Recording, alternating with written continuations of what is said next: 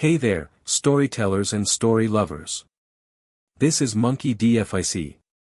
Prepare yourselves for today's incredible narrative. Luffy joins the Revolutionary Army with Dragon. A quick reminder, your likes, comments, and subscriptions are the fuel that keeps this channel running. Thank you for being awesome. Let's begin this journey together. Chapter 1, A Different Path. The marketplace buzzed with activity as Luffy stuffed another piece of meat into his mouth, juice dripping down his chin.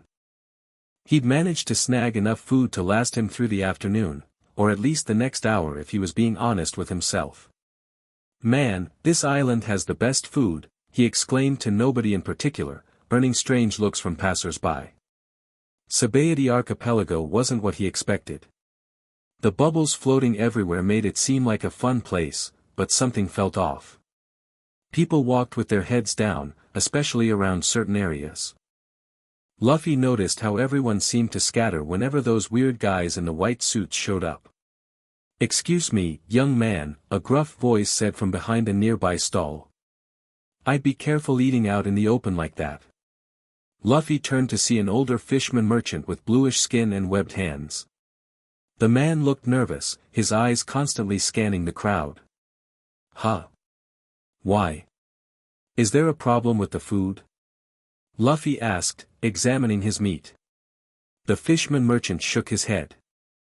"No, it's just, the celestial dragons are making their rounds today. It's better if we all keep a low profile." "Celestial dragons? What's that?" Luffy cocked his head to the side. The fisherman's eyes widened in disbelief. "You don't know about the world nobles? Where have you been living, kid? Under a rock?" Luffy grinned. "Nope. Just on different islands. I'm gonna be king of the pirates." The merchant visibly paled and hushed him. "Don't say stuff like that out loud here.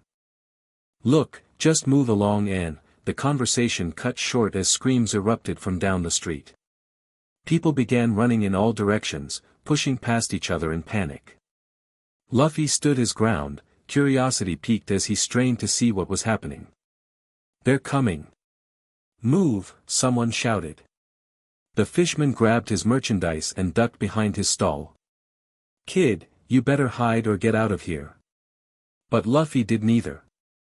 Instead, he climbed onto a nearby barrel for a better view.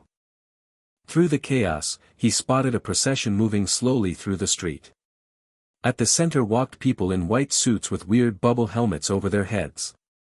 They moved with their noses in the air, flanked by guards, and Luffy squinted. Was that a person on a chain? What the hell? Luffy muttered, his food suddenly forgotten. As the procession came closer, Luffy saw it clearly, a fishman woman, battered and bruised, crawling on all fours with a collar around her neck. One of the bubble-headed people yanked on the chain when she moved too slowly. "Faster, you fish scum," the celestial dragon barked. "Don't make me use the collar again." The woman tried to move faster, but she was clearly exhausted. When she stumbled, the celestial dragon kicked her and then pressed a button. The collar around her neck sparked with electricity, causing her to convulse and scream in agony. Something hot and dangerous flared inside Luffy's chest. "Oi!" he shouted, jumping down from the barrel. "Stop that!" The entire procession halted. People in the crowd gasped, some covering their mouths in horror. The celestial dragon, a pudgy man with a ridiculous hairstyle, turned slowly toward Luffy. "Did this commoner just speak to me?" he asked, voice dripping with disdain. One of the guards stepped forward. "Sir, please, show respect to St. Charlos. Get on your knees and bow your head." Luffy didn't move. His eyes remained fixed on the fishwoman, who looked up at him with a mixture of fear and resignation. "I said stop hurting her," Luffy repeated, his voice eerily calm. St. Charlos laughed, a high-pitched, grating sound. "Do you know who I am, boy? I am a descendant of the creators of this world. This fish thing is my property. I can do whatever I want with it." The guard moved toward Luffy, but St. Charlos raised a hand. "Wait. This commoner needs to learn a lesson about the natural order. He pulled out a pistol and pointed it at Luffy. Your life ends here, trash. Several people in the crowd screamed and ran. The fishman merchant who'd warned Luffy earlier called out, "Run, kid." But Luffy didn't budge. His straw hat cast a shadow over his eyes as St. Charlos fired. The bullet stretched Luffy's rubber skin before bouncing back, missing the celestial dragon by inches. What the? St. Charlos stammered, eyes bulging. I ate the gum-gum fruit, Luffy said, pulling his cheek to demonstrate. I'm a rubber man. The celestial dragon's shock quickly transformed into rage. Guards! Kill this freak. The guards rushed forward with swords drawn, but Luffy was ready. Gum-gum pistol. His arm stretched out, fist connecting with the first guard's face and sending him flying backward. Gum-gum whip. His leg swept across the ground, knocking several more guards off their feet. More guards rushed in from the sides, but Luffy dispatched them with ease. The crowd that had initially fled now gathered at a safe distance, watching in awe as a single young man took on the celestial dragon's entire security detail. How dare you? St. Charlos screeched, backing away. Do you have any idea what happens to people who defy the world nobles? An admiral will come for you. Luffy walked toward him, cracking his knuckles. I don't care who comes. Nobody treats people like that in front of me. The fishwoman looked up at Luffy, tears streaming down her face. Please, she whispered. Just run. They'll kill you and everyone here. Luffy gave her a gentle smile. Don't worry. I won't let them hurt you anymore. St. Charlos, seeing his guards defeated, panicked. He grabbed the chain connected to the fishwoman's collar and yanked her in front of him as a shield. Stay back or I'll kill her. I'll detonate the explosive in her collar. Luffy froze, his eyes narrowing. He hadn't expected this complication. That's right, the celestial dragon sneered, holding up a small remote. One press and her head goes boom. Now back off and bow to me, or she dies. The marketplace had become deadly quiet. Even the wind seemed to hold its breath. 3 seconds. St. Charlos shouted. 1. 2. A sudden gust of wind tore through the marketplace, so powerful it knocked several people off their feet. The remote was ripped from the celestial dragon's hand and crushed into pieces midair. Luffy blinked in surprise. What just? Your instincts remain as sharp as ever, a deep voice said from behind him. Luffy whirled around to find himself face to face with a tall, hooded figure. Though the hood shadowed much of his face, Luffy recognized him immediately. D-Dragon? Luffy stammered. The Revolutionary Army leader stepped forward, his face stern but with a hint of pride in his eyes. Hello, Luffy. It's been a long time. St. Charlos backed away, his face drained of color. Dragon? The Revolutionary? Guards?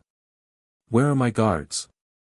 But his remaining guards were already being dealt with by figures who seemed to materialize from the crowd, Revolutionary Army members who had been hiding in plain sight.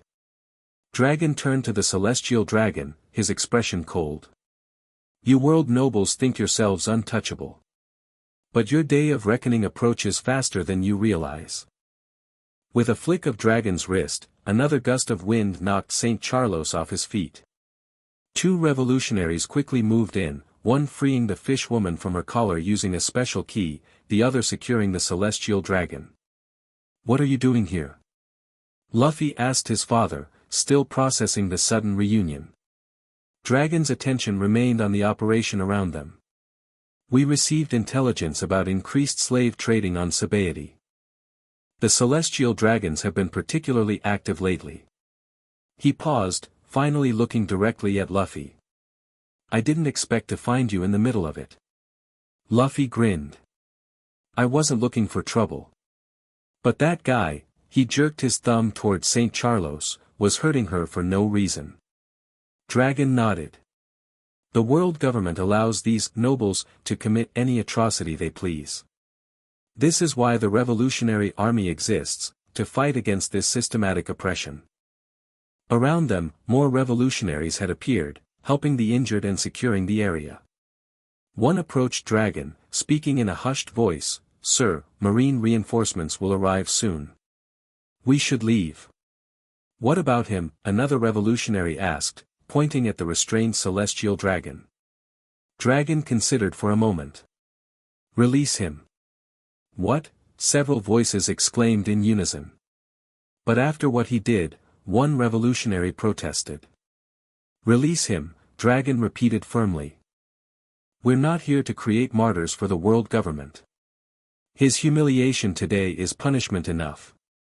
And it sends a message that even world nobles aren't beyond our reach." Reluctantly, the revolutionary untied St. Charlos, who immediately scrambled away, shouting threats about admiral retribution.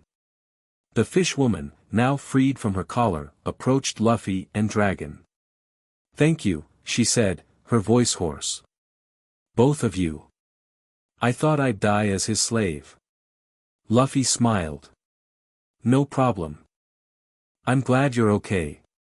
We have a safe house on the far side of Grove 13, Dragon told her. My people will take you there and help you get back to your home island if that's what you wish." As revolutionaries helped the former slave away, Dragon turned to Luffy. "We need to leave. This place will be swarming with marines soon." Luffy nodded, then hesitated. "Wait, I was supposed to meet some friends." "There's no time," Dragon cut him off. "Unless you want to face an admiral today." Luffy considered this. He wasn't afraid of a fight, but he wasn't stupid either. An admiral was serious business, and he had others to think about now. "All right," he agreed. "But I need to leave a message for my friends somehow." Dragon signaled to one of his people. "Koala, help my son leave a message for his companions, then meet us at the rendezvous point." A young woman with short auburn hair stepped forward. "Yes, sir." She turned to Luffy with a friendly smile. "Come on, let's be quick about it." As they moved away from the marketplace, Luffy glanced back at Dragon, who was overseeing the evacuation of his forces. It felt strange seeing his father after so many years, and even stranger to be working alongside him. "So you're Dragon's son?" Koala asked as they ducked into a side alley. "He never mentioned having a child." Luffy shrugged. "Yeah, he's not really the sharing type. We've only met a couple times before." Koala looked surprised. "Really? Wow. Okay, where were you supposed to meet your friends?" "Shaki's Rip-Off Bar," Luffy replied. "But I don't have anything to write with." Koala produced a small notepad and pencil from her pocket. "Here. Make it quick but clear." Luffy scribbled a hasty note, "Got in trouble with a bubblehead guy. Met my dad. Going with him for now. Don't worry about me. I'll catch up later." Luffy, bubblehead guy. Koala read over his shoulder, suppressing a laugh. That's one way to describe a celestial dragon. Luffy handed the note back to her. "Can you make sure they get this?" "I'll deliver it personally," she promised. "Now come on, we really need to go. Those marines won't wait around." They hurried through a maze of back alleys, eventually reaching a hidden dock where a nondescript ship waited. Dragon and several others were already aboard. "All set?" Dragon asked as they boarded. Koala nodded. "I'll deliver his message on my way to the secondary extraction point with Team B." "Be careful," Dragon told her. The situation's escalated now. As Koala disappeared back into the alleyways of Sabaody, Dragon turned to Luffy. "We'll be departing immediately. Where are we going?" Luffy asked, watching as revolutionary members prepared the ship with practiced efficiency. "To our base," Dragon replied simply. "We need to move quickly and quietly." The ship slipped away from Sabaody just as marine vessels began to arrive at the main harbors. From the deck, Luffy watched the bubble-covered island shrink into the distance. This wasn't how he'd planned his day to go, but then again, nothing in his life ever went according to plan. The revolutionary ship maintained radio silence as they sailed through carefully plotted routes designed to avoid marine patrols. Luffy spent most of the time on deck, occasionally trying to start conversations with the serious-faced revolutionaries who regarded him with a mixture of curiosity and caution. Dragon had disappeared into his quarters shortly after departure, leaving Luffy to his own devices. The few times Luffy had tried to follow, guards politely but firmly turned him away, saying the leader was in important meetings. "So you're really Dragon's son, huh?" Luffy turned to find a large man with a fishman appearance leaning against the railing nearby. "Yep. I'm Luffy," he replied cheerfully. "Who are you?" "Name's Hack," the fishman said. "I've been with the Revolutionary Army for years, and Dragon never once mentioned having a kid." Luffy shrugged. "We don't really know each other that well." Hack raised an eyebrow. "That's unusual." "I grew up with my grandpa," Luffy explained, stretching his arms above his head. "Gramps is a Marine Vice Admiral. Dragon left me with him when I was a baby." "A Marine Vice Admiral?" Hack looked stunned. "Your family is complicated, kid." Luffy laughed. "Yeah, I guess it is." Hack studied him for a moment. "You don't seem bothered by any of this." "Why would I be?" Luffy asked, genuinely confused. Before Hack could respond, a door opened on the upper deck, and Dragon emerged with several of his commanders. He spotted Luffy and approached. "We'll be arriving at our destination within the hour," he announced. "Luffy, I'd like to speak with you privately before we dock." Luffy nodded, following his father to a small cabin that served as Dragon's temporary office. Inside, maps and documents covered every surface, with many marked with cryptic symbols and notations. Dragon closed the door behind them. "You created quite the situation back there." "That celestial dragon guy was hurting people," Luffy replied, unrepentant. "I'm not criticizing your actions," Dragon clarified. "In fact, they aligned perfectly with our mission. But I am curious about what brought you to Sabaody in the first place." Luffy hopped onto a chair, swinging his legs. "I was meeting up with people to form my pirate crew. I'm gonna be king of the pirates." A faint smile ghosted across Dragon's face. "I see you haven't changed." "Nope." Luffy grinned. "But now I'm wondering, what do you guys do exactly? I mean, I know you're revolutionaries and stuff, but what does that actually mean?" Dragon's expression grew serious. "We fight against the world government's tyranny.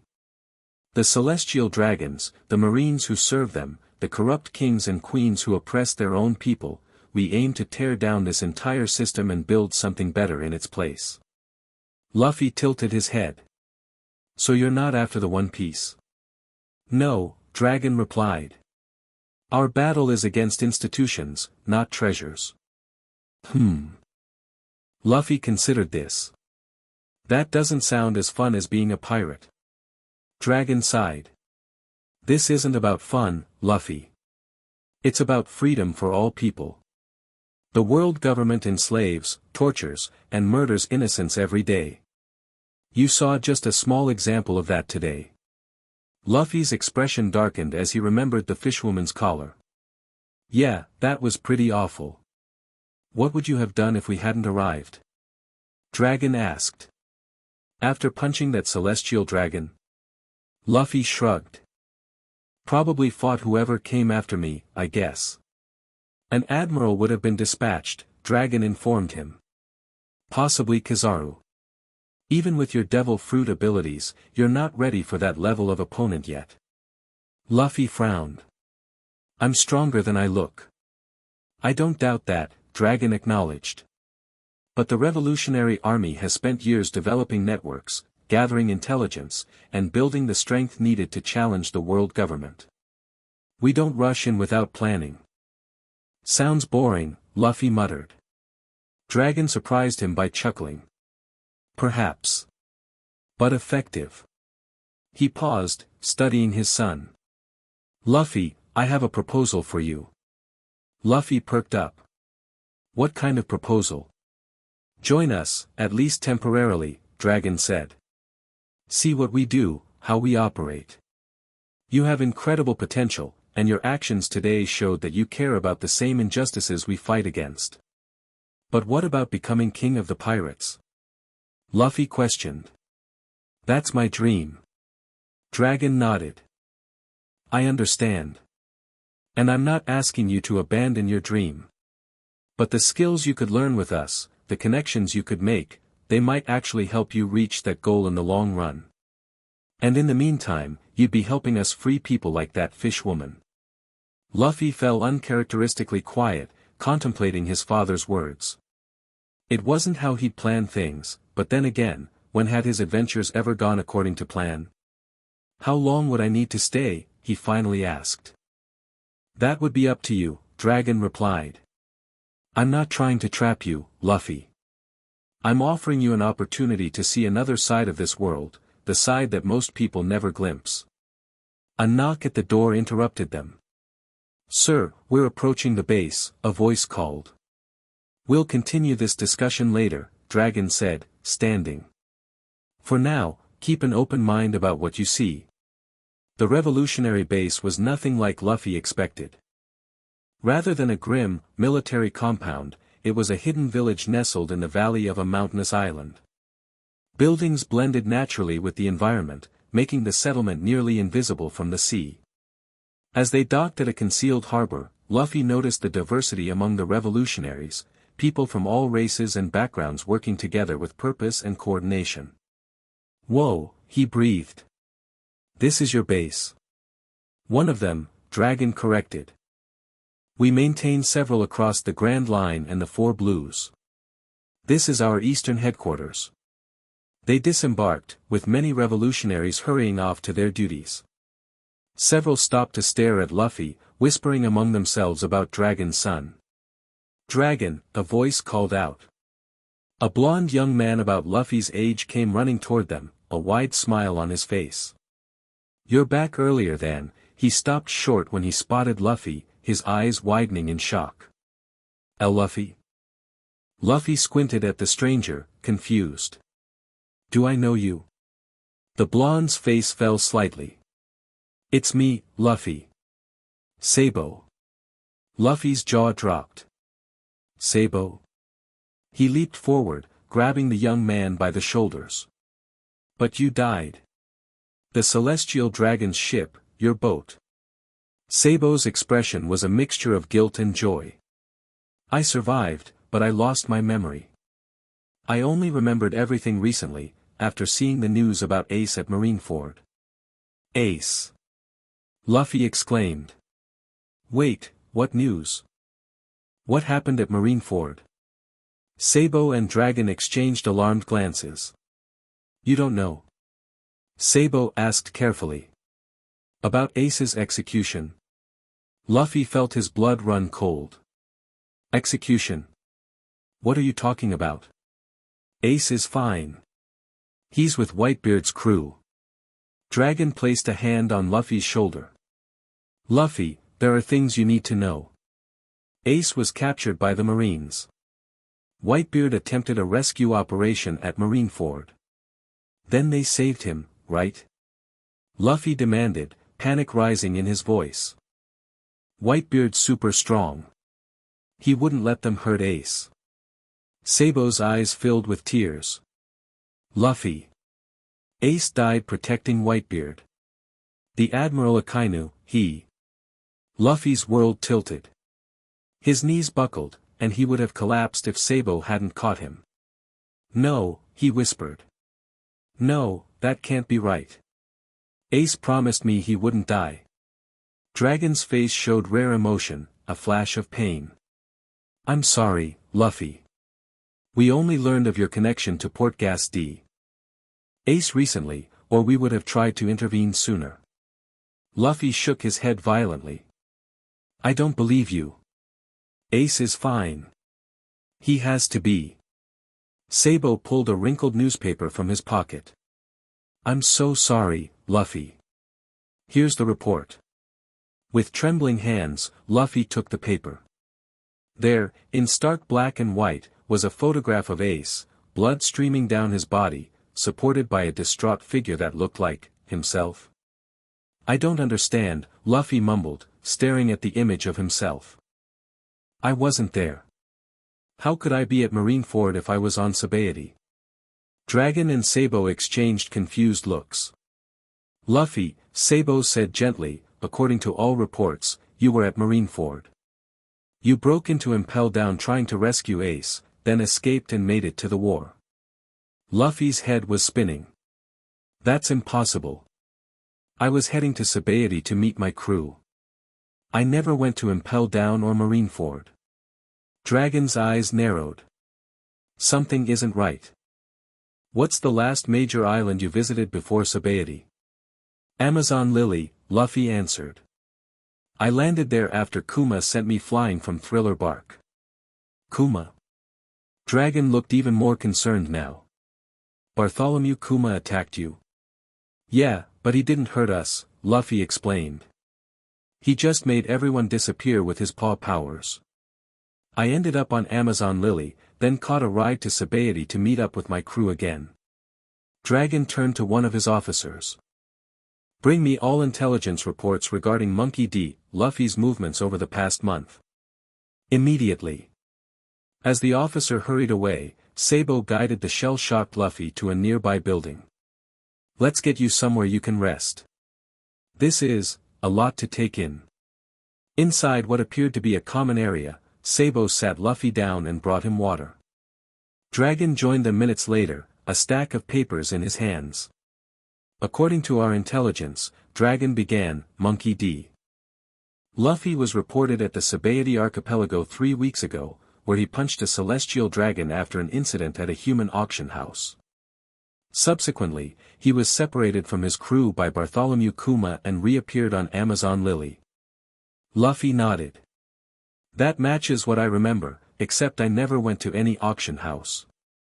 Dragon continued, from there, reports indicate you somehow gained entry to Impel Down, caused a massive prison break, and then appeared at Marineford during Whitebeard's attempt to rescue Ace. But that's not possible, Luffy insisted. I was on Amazon Lily, then I went straight to Sabaody. Today's the first day I've been back. Dragon set the papers down, his expression grave. Luffy, what's the date today? Luffy blinked. I don't really keep track. Maybe June. It's September, Sabo said quietly. Ace died over a month ago. The color drained from Luffy's face. No, that can't be right. Dragon leaned forward. Luffy, I believe I understand what's happened. You've lost approximately 3 months of memory, specifically, the months during which you attempted to save Ace. Lost my memory? Luffy repeated, dumbfounded. How? Why? Trauma, Dragon suggested. You witnessed your brother die in your arms. According to reports, you suffered a mental breakdown afterward and were evacuated by the Heart Pirates. Their captain, Trafalgar Law, is a doctor. Perhaps he knows more. Luffy's hands trembled as he tried to process this information. So Ace is really, and I was there, but I can't remember any of it. Sabo placed a comforting hand on Luffy's shoulder. I'm so sorry, Luffy. I know exactly how it feels to have missing memories. After my accident, I couldn't remember you or Ace for years. Luffy looked up at his long-lost brother, tears forming in his eyes. Sabo, you're really alive. He launched himself forward, wrapping Sabo in a tight hug. At least I didn't lose both my brothers. As the two embraced, Dragon stepped away, giving them privacy.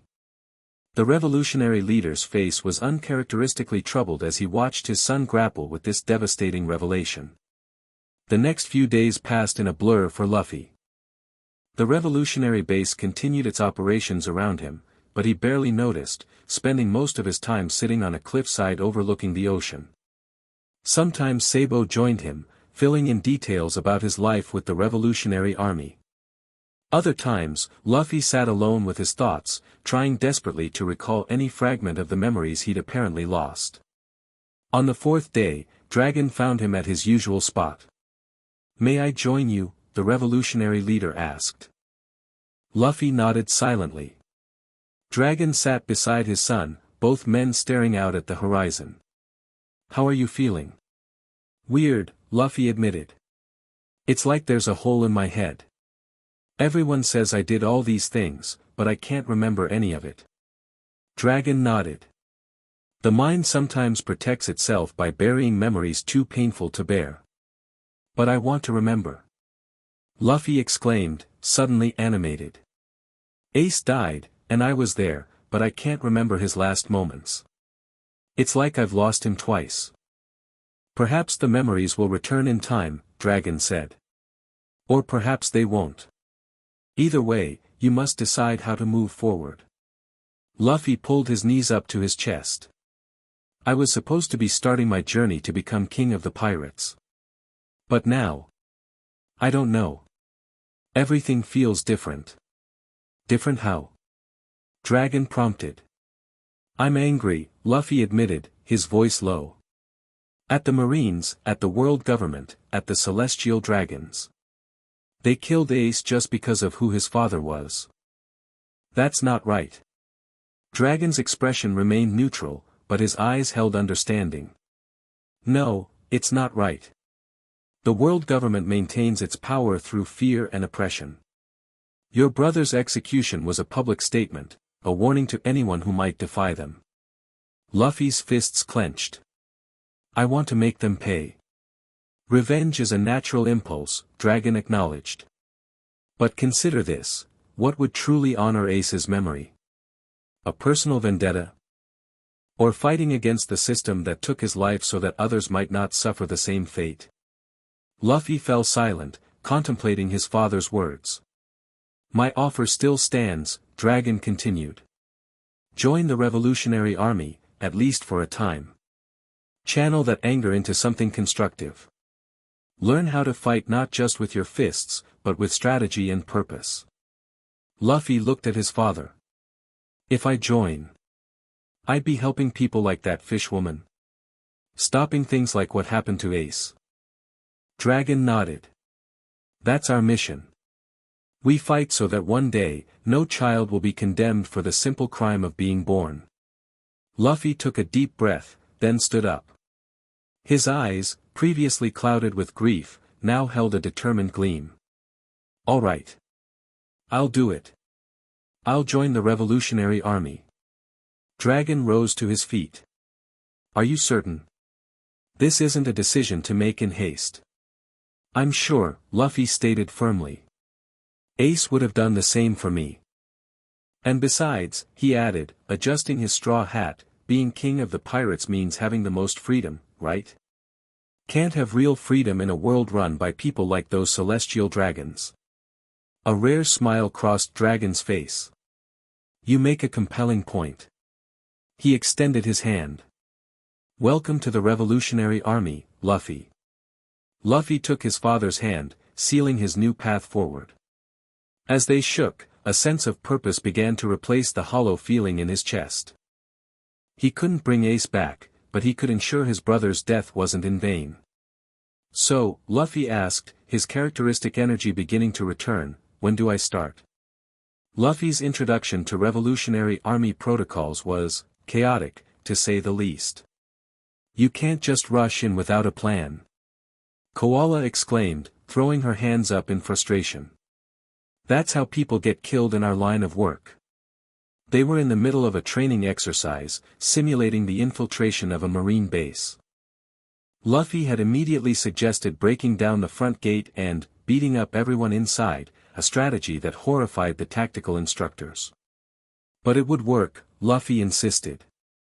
"I'm really strong." "Strength isn't everything," Hack explained patiently. "The Revolutionary Army operates in secrecy. We gather intelligence, form connections, and strike precisely at key moments. Stealth is essential." Luffy made a face. "Stealth is boring." Sabo, who had been watching from the sidelines, stepped in. Think of it like this, Luffy. Remember when we were kids, and we'd steal food from Dayton without her noticing? That's stealth. Yeah, but that was different, Luffy argued. We were just kids then. I'm way stronger now. Okay, Sabo tried a different approach. What if you're trying to save hostages?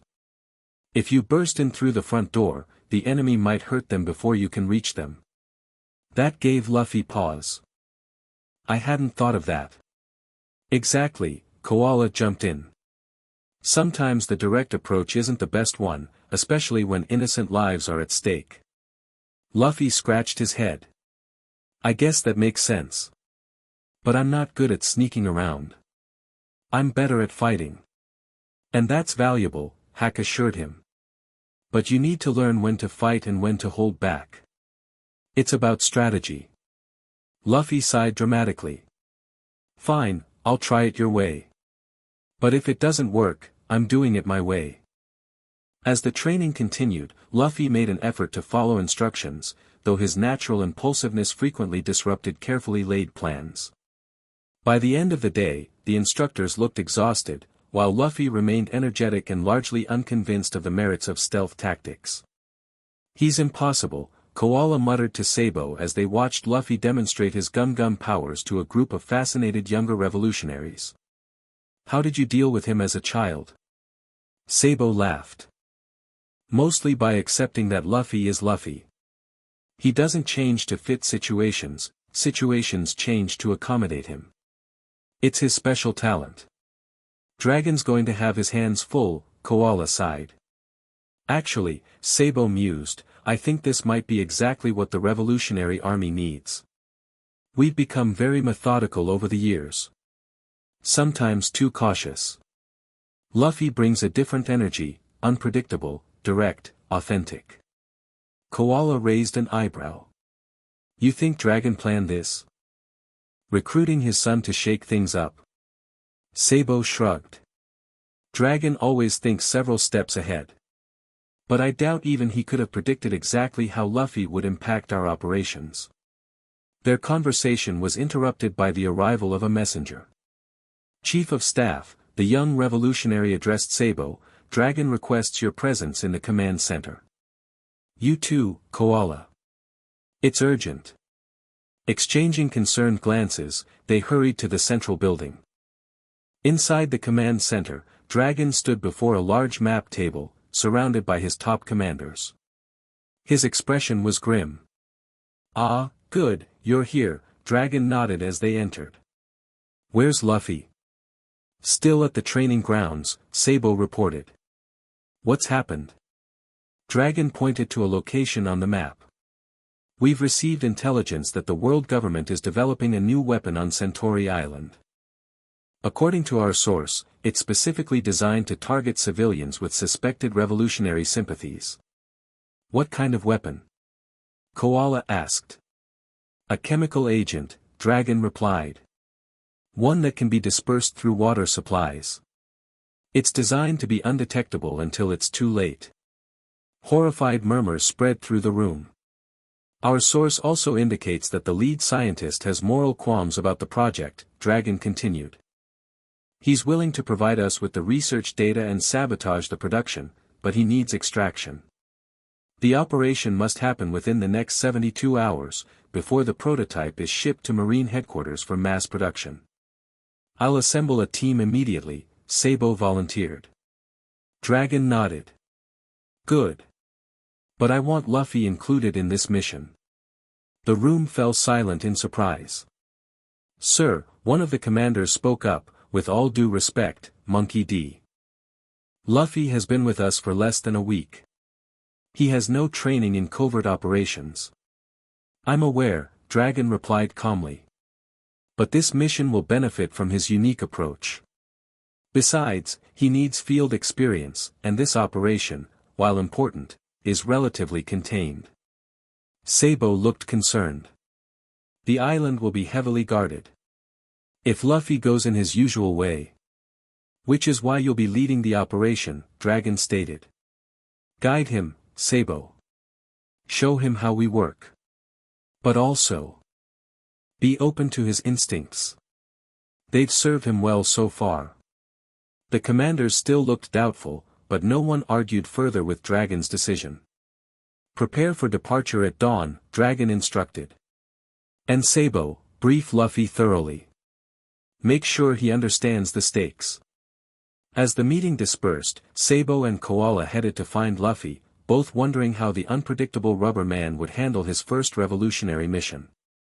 They found him in the mess hall, surrounded by empty plates as he continued to devour everything in sight. Luffy, Sabo called, approaching the table. We need to talk. You're going on your first mission. Luffy looked up, a piece of meat hanging from his mouth. Really? Awesome. When do we leave? Tomorrow morning, Koala informed him. But this is serious, Luffy. Lives are at stake. Luffy swallowed his food. What's the mission? As Sabo explained the situation on Centauri Island, Luffy's expression gradually shifted from excitement to anger. They're making poison to hurt regular people, he summarized, his voice uncharacteristically hard. Just because they might support the revolutionaries. Sabo nodded. That's why we need to stop it before production begins. Luffy cracked his knuckles. Count me in. Nobody should hurt innocent people like that. Remember, this is a stealth mission, Koala emphasized. We extract the scientist and the research data, sabotage the facility, and leave without being detected.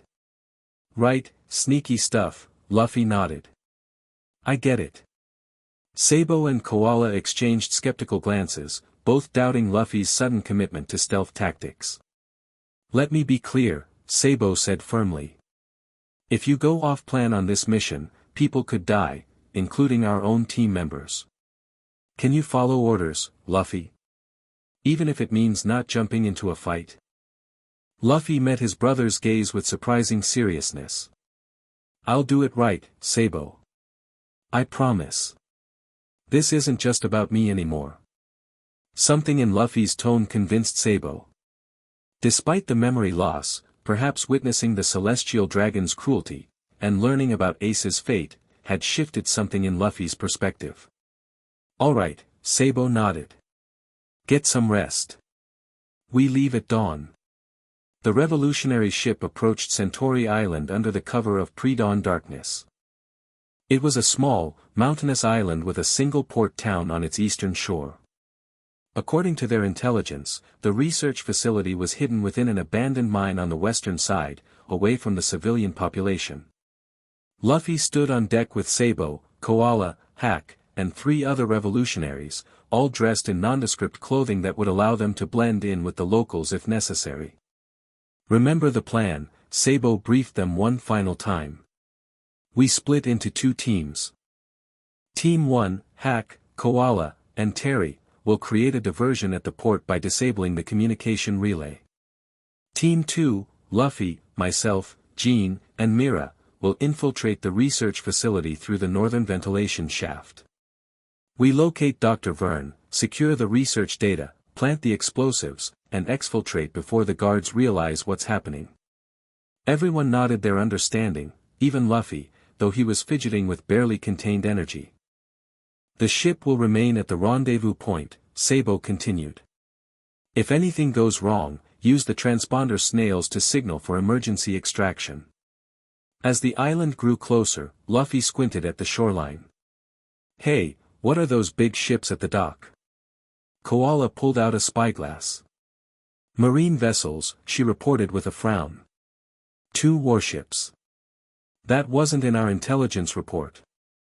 Could be routine patrol, Hack suggested.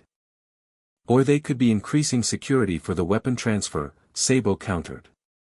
This complicates things. We'll need to be extra cautious. The revolutionary ship anchored in a hidden cove, and the teams departed in smaller boats.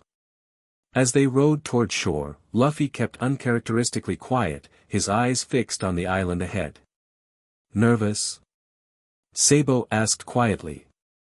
Luffy shook his head. Just thinking. About what? About what Dragon said, fighting the system, not just the people. These Marines might not even know what they're protecting. They're just following orders. Sabo looked surprised. That's insightful, Luffy. Luffy grinned. I have my moments. They reached shore without incident and split into their designated teams. Sabo led Team 2 through dense forest toward the western mountains, careful to avoid the patrol routes marked on their maps. As they approached the abandoned mine, Luffy suddenly stopped, holding up a hand. What is it? Sabo whispered. Luffy tilted his head, as if listening. Something feels wrong. There are more people here than there should be. Sabo exchanged glances with Jean and Mira. Luffy's observation haki was something they'd heard about but hadn't yet witnessed in action. How many? Sabo asked. A lot, Luffy replied. Maybe 50. They're spread out around the entrance and inside. Sabo frowned. The intelligence said 20 guards, maximum. Could they have learned about the extraction plan? Mira suggested. Possibly, Sabo conceded. Or they're preparing for the weapon transfer earlier than expected. He activated his transponder snail. Koala, status report. At the communication relay, Koala's voice came through. Security is heavy here too. Something's definitely up. Luffy senses approximately 50 personnel at the research facility, Sabo informed her. Proceed with the diversion as planned, but be extra careful. Roger that. Diversion in 5 minutes. Sabo turned to his team. Change of plans. With this many guards, the ventilation shaft might be monitored. We'll use the old mining tunnel that connects to the lower level. It's longer, but less likely to be guarded. They circled around to a hidden entrance half buried under vegetation. Sabo consulted a hand-drawn map. According to our source, this tunnel was deemed structurally unsound and sealed off. But it should take us directly beneath the research area. Should? Jean questioned nervously. Welcome to field work, Mira muttered. Nothing ever goes exactly to plan. They entered the tunnel, lighting small lanterns to navigate the darkness. The passage was narrow and damp, with wooden support beams that had partially rotted away over time. Stay close, Sabo cautioned. And watch for, a distant explosion cut him off. The ground trembled slightly, and dust rained down from the tunnel ceiling. That's our diversion, Sabo noted. Let's move. They hurried through the tunnel, which gradually sloped upward. After about 10 minutes of careful navigation, they reached what appeared to be a dead end, a wall of packed dirt and stones. According to the map, the research facility should be directly above us, Sabo said, examining the ceiling. Mira, the charges. The female revolutionary pulled out small explosive devices designed for minimal noise. She placed them in a specific pattern on the ceiling. Everyone back, she warned, unspooling a thin wire as they retreated around a bend in the tunnel. A muffled thump followed by falling debris signaled the success of the controlled explosion. When they returned, there was a rough hole in the ceiling, revealing what looked like the underside of a metal floor panel. Sabo went first, carefully pushing aside the floor panel and peeking into the room above. Clear, he whispered, pulling himself up. One by one, they emerged into what appeared to be a storage room filled with crates and scientific equipment. Sabo consulted a small floor plan. Dr. Vern's lab should be 2 levels up. Someone's coming, Luffy interrupted, his head tilted in that distinctive listening pose. Seconds later, footsteps approached the storage room door. The team quickly ducked behind crates as 2 guards entered. I swear I heard something in here, one guard said, scanning the room. Probably just rats, the other replied dismissively. This place was a mine, remember? Whole mountains probably infested. Still, we should check. The commander's paranoid after that explosion at the comm relay. As the guards moved deeper into the storage room, Sabo caught Luffy's eye and shook his head in warning. "No fighting," he mouthed silently. Luffy nodded, but his body was tense, ready to spring into action if necessary. The guards approached their hiding spot, flashlights sweeping across the crates. Just as discovery seemed inevitable, an alarm blared throughout the facility. "What now?" one guard groaned. "Probably another drill," the other sighed. "Let's go. We need to report to our stations." As soon as the guards left, Sabo led the team toward the door. "That alarm is good for us. Everyone will be focused on their emergency protocols." They slipped into the corridor, moving quickly but cautiously. The facility was a maze of sterile white hallways and laboratories. Following the floor plan, they made their way up to the second level through a maintenance stairwell. "Dr. Vern's lab should be at the end of this hallway," Sabo whispered as they peered around a corner. The problem: 4 guards stood outside the laboratory door. "Now what?" Jean asked. Sabo considered their options. "We need a distraction." "I got this," Luffy said before anyone could stop him. He picked up a small piece of debris from the floor, aimed carefully, and flicked it down the opposite corridor. It pinged loudly against a metal door. "What was that?" one guard called out. 2 of them moved to investigate the noise. 2 left, Sabo muttered. "Still too many for a silent takedown." Luffy grinned. "Watch this." He stretched his arm backward, then shot it forward with incredible speed. His fist knocked the heads of the 2 remaining guards together, and they crumpled to the floor unconscious. Sabo blinked in surprise. "That was, actually stealthy. Told you I could do sneaky," Luffy beamed proudly. They hurried to the laboratory door. It required a keycard, which Mira quickly bypassed using a device provided by the Revolutionary Army's Tech Division. Inside, they found a middle-aged man with wild gray hair frantically shoving papers into a bag. "Dr. Vern."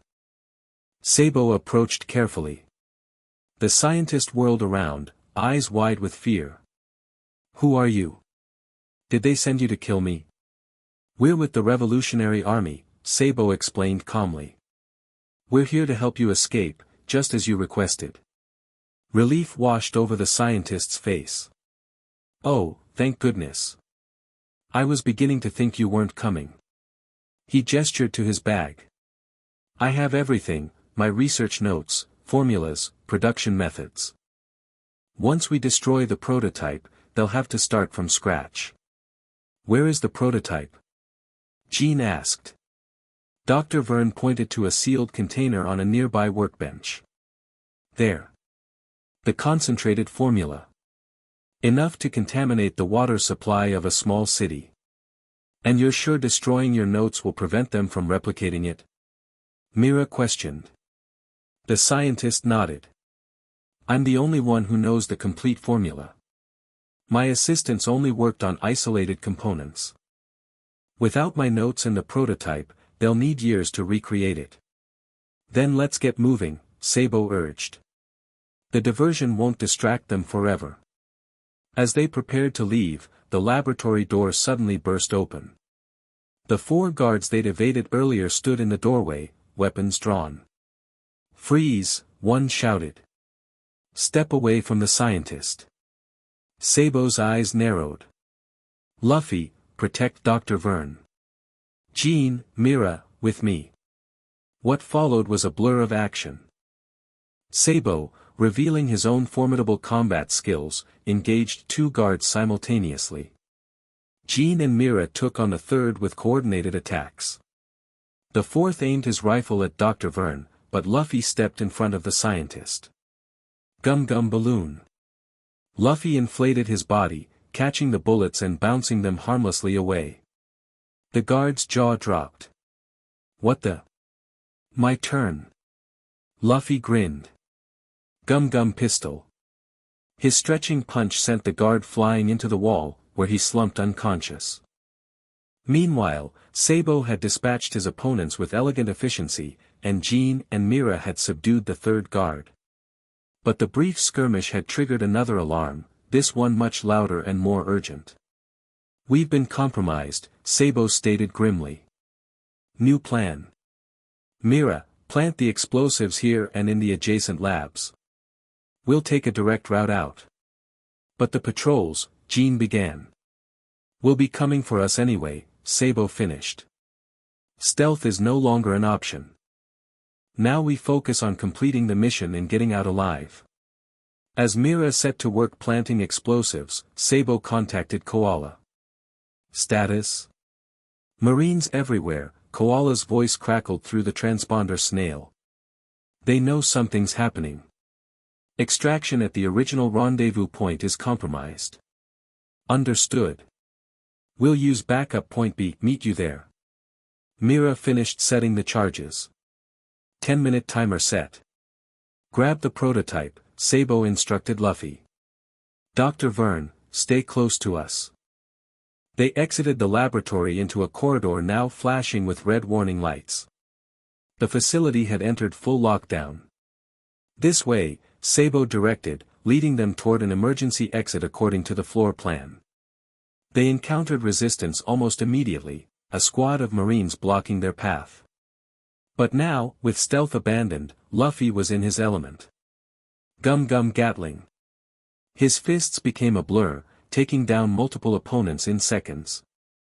Sabo, too, displayed his combat prowess, wielding a metal pipe with devastating effect. Between the two brothers, the Marine squad was quickly neutralized. "Impressive," Dr. Verne remarked as they continued running. "I see why Dragon sent you." They reached the emergency exit only to find it sealed with a heavy metal door.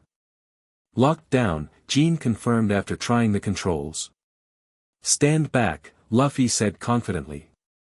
He wound up his arm, stretching it far behind him. Gum Gum Pistol.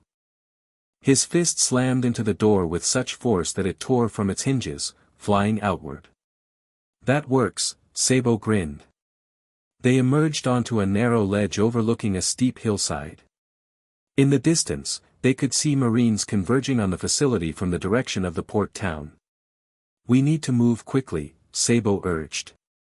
"The explosions will draw even more attention." They made their way down the hillside, helping Dr. Verne navigate the rough terrain. Behind them, the facility remained on high alert, searchlights scanning the surroundings. They had covered about half the distance to the extraction point when a voice rang out from above. Well, what do we have here?" They looked up to see a figure standing on a rocky outcropping, a Marine officer in a captain's uniform, his hand resting on a sword hilt. "Captain Vorax," Dr. Verne whispered fearfully. "Head of security for the project." The captain jumped down, landing with surprising agility. "Dr. Verne, I'm disappointed. After all the world government has provided for your research, this is how you repay us. By conspiring with terrorists. You're using my work to murder innocent civilians," the scientist shot back. "That wasn't what I agreed to." Vorax shrugged. "Collateral damage in the pursuit of justice. The Revolutionary Army must be eliminated, along with anyone who supports them." His eyes narrowed as they settled on Luffy. "And who might you be? You seem familiar." Luffy stepped forward. "I'm Monkey D, Luffy, and I'm gonna kick your ass." Recognition flashed in Vorax's eyes. "Monkey D, Luffy? Dragon's son? This is unexpected, and fortuitous. Your capture will earn me a promotion for sure." "You'll have to catch me first," Luffy challenged. Vorax drew his sword, a gleaming blade that seemed to shimmer with an unnatural light. "This won't take long. This blade is infused with sea prism stone. One cut, and your devil fruit powers will be useless." Sabo moved to intervene, but Luffy held out a hand. "I got this, Sabo. Get the doctor to safety." Sabo hesitated, then nodded. "Be careful, Luffy. We'll be waiting at the extraction point." As Sabo led the others away, Luffy faced the Marine captain, cracking his knuckles. "So you're helping make poison to hurt regular people, huh?" I follow orders, Vorax replied coldly. Something a pirate like you wouldn't understand. I understand right and wrong, Luffy countered. And hurting innocent people is wrong. Vorax scoffed. Spare me the moral lecture. Let's see how you fare against a real marine. He lunged forward with impressive speed, his blade a silver blur. Luffy dodged, his rubber body bending in ways that would be impossible for a normal human. Stay still, you rubber freak. Vorax snarled, slashing again. Not a chance. Luffy replied, somersaulting backward. Gum Gum Pistol. His stretching punch caught Vorax off guard, landing solidly on the marine's chest. But Vorax recovered quickly, adjusting to Luffy's range. I've studied reports on your abilities, the captain revealed. Your attacks are predictable. He anticipated Luffy's next strike, sidestepping and bringing his sword down in a swift arc. The blade nicked Luffy's arm, drawing blood. Immediately, Luffy felt a draining sensation where the sword had cut him. What the? Sea Prism Stone, Vorax reminded him smugly.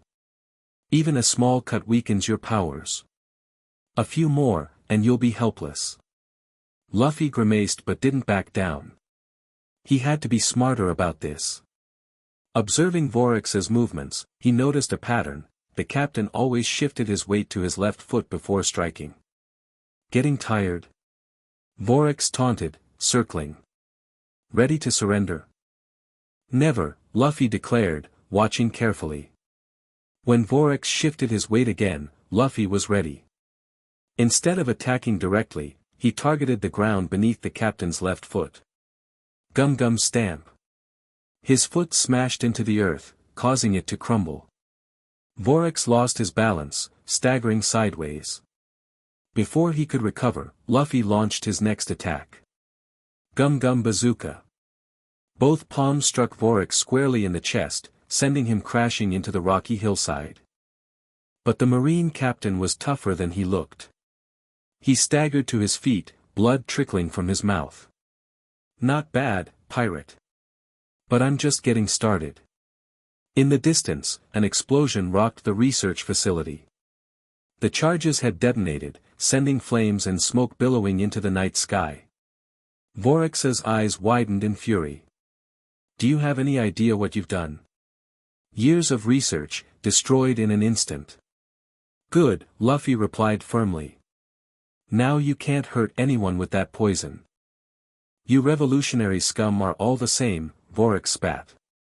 You claim to fight for justice, but you're just anarchists who want to tear down order. Luffy shook his head. We fight for people's freedom. The world government only cares about power. Enough talk. Vorax charged forward, his attacks becoming more reckless in his anger. Luffy saw his opportunity. As the captain overextended on a thrust, Luffy dodged to the side and launched his finishing move. Gum Gum Rifle. His twisting, stretching arm delivered a powerful corkscrew punch that caught Vorax directly in the solar plexus. The impact lifted the marine captain off his feet and sent him spinning through the air.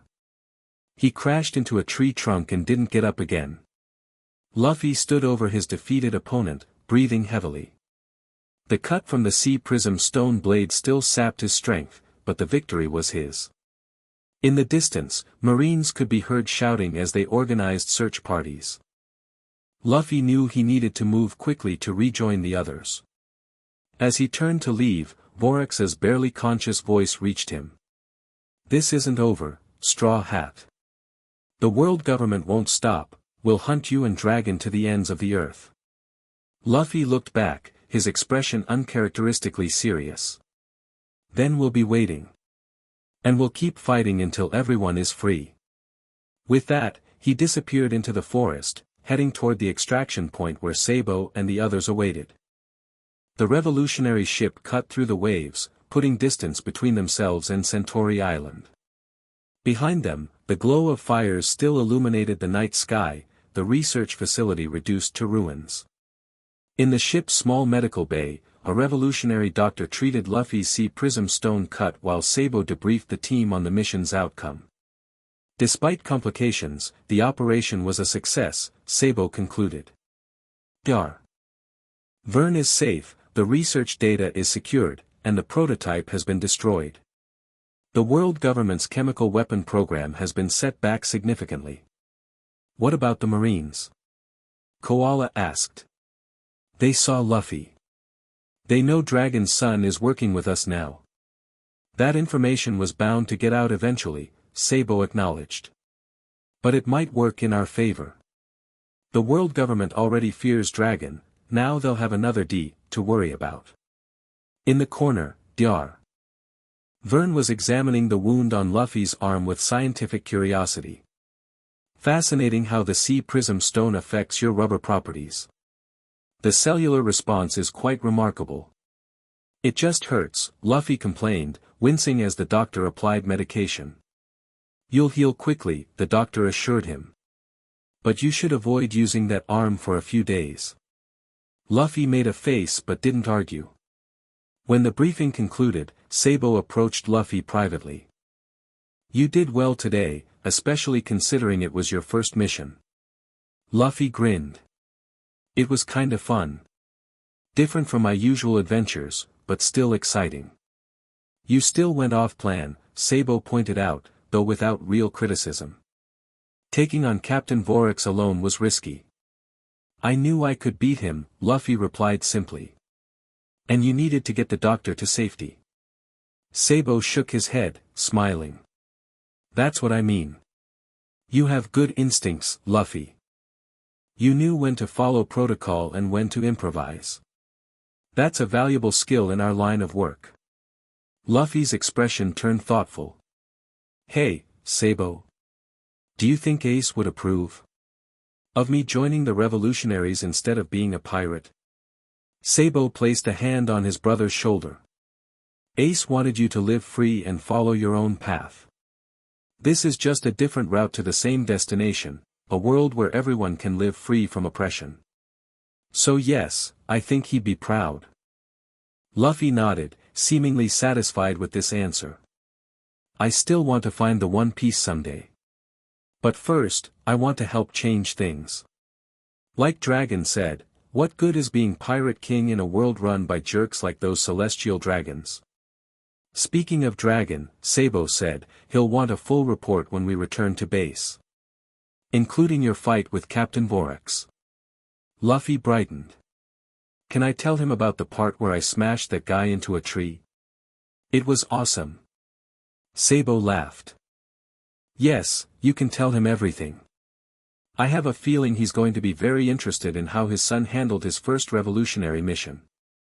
As the ship sailed on through the night, Luffy went to the bow, looking out at the horizon.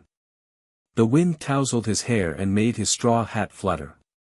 For the first time since learning about Ace's death, he felt a sense of purpose, a direction that honored his brother's memory while still being true to himself.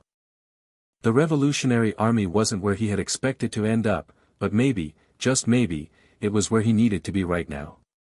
With his father, his long-lost brother, and a cause worth fighting for. Somewhere out there, his crew was waiting. His dreams of pirate adventure were still alive. But for now, Monkey D. Luffy, son of the world's most wanted man, had found a new path forward, one that might just change the world. Chapter 2, Revolutionary Rubber. The morning sun filtered through the trees surrounding the Revolutionary Army's eastern base as Luffy stood before a small group of commanders. 3 weeks had passed since the Centauri Island mission, and he'd spent that time training, learning, and occasionally driving his instructors to the brink of madness with his unorthodox approaches. Absolutely not, Koala stated firmly, arms crossed. We can't just punch our way in to a marine intelligence outpost. Why not? Luffy asked, genuinely confused. It worked on Centauri. Hack sighed. Because, Luffy, this facility is different. It has underwater access points, electronic surveillance, and 3 separate security perimeters. Brute force isn't the answer here. Luffy scratched his head. But I'm really good at brute force. We know, several voices chorused in weary unison. Sabo, who'd been quietly observing from the side of the briefing room, finally spoke up. Maybe we're approaching this wrong. Instead of trying to make Luffy fit our standard tactics, we should consider how his abilities can complement them. The other commanders exchanged glances.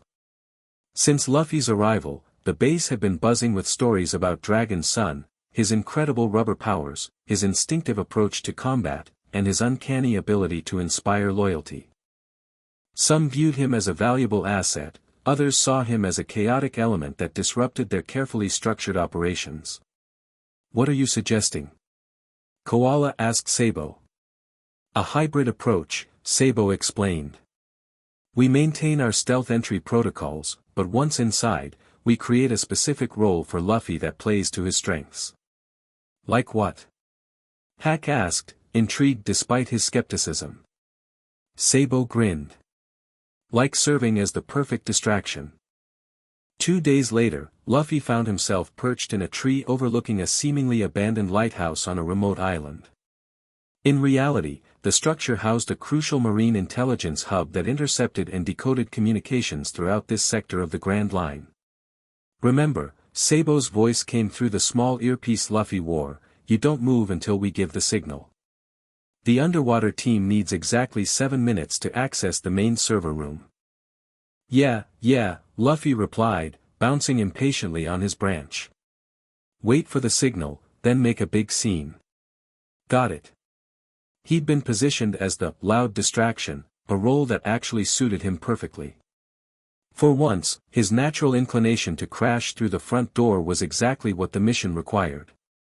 Through his earpiece, he could hear the underwater team reporting their progress as they navigated the submerged entrance tunnels. Meanwhile, Sabo led the infiltration team that would extract the intelligence once the servers were accessed. Underwater team in position, a voice reported. Beginning entry sequence. Infiltration team ready, Sabo confirmed. Luffy, stand by.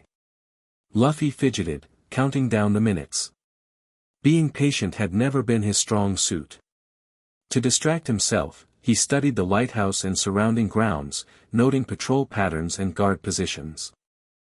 His observation hockey picked up approximately 20 personnel inside the structure, more than their intelligence had suggested. Hey, Sabo, he whispered into his communicator, there are more people in there than we thought. Like, a lot more. There was a brief pause before Sabo responded. How many and where? About 20. Most on the upper floors. And? Luffy frowned, concentrating harder. Someone important is there. Someone strong. Define strong, Sabo pressed. Not as strong as an admiral, Luffy clarified, but definitely stronger than that captain guy I fought on Centauri. This information caused a flurry of hushed conversation over the comms as the team leaders reassessed their plans. Finally, Sabo's voice returned. Change of plan. We need your distraction sooner.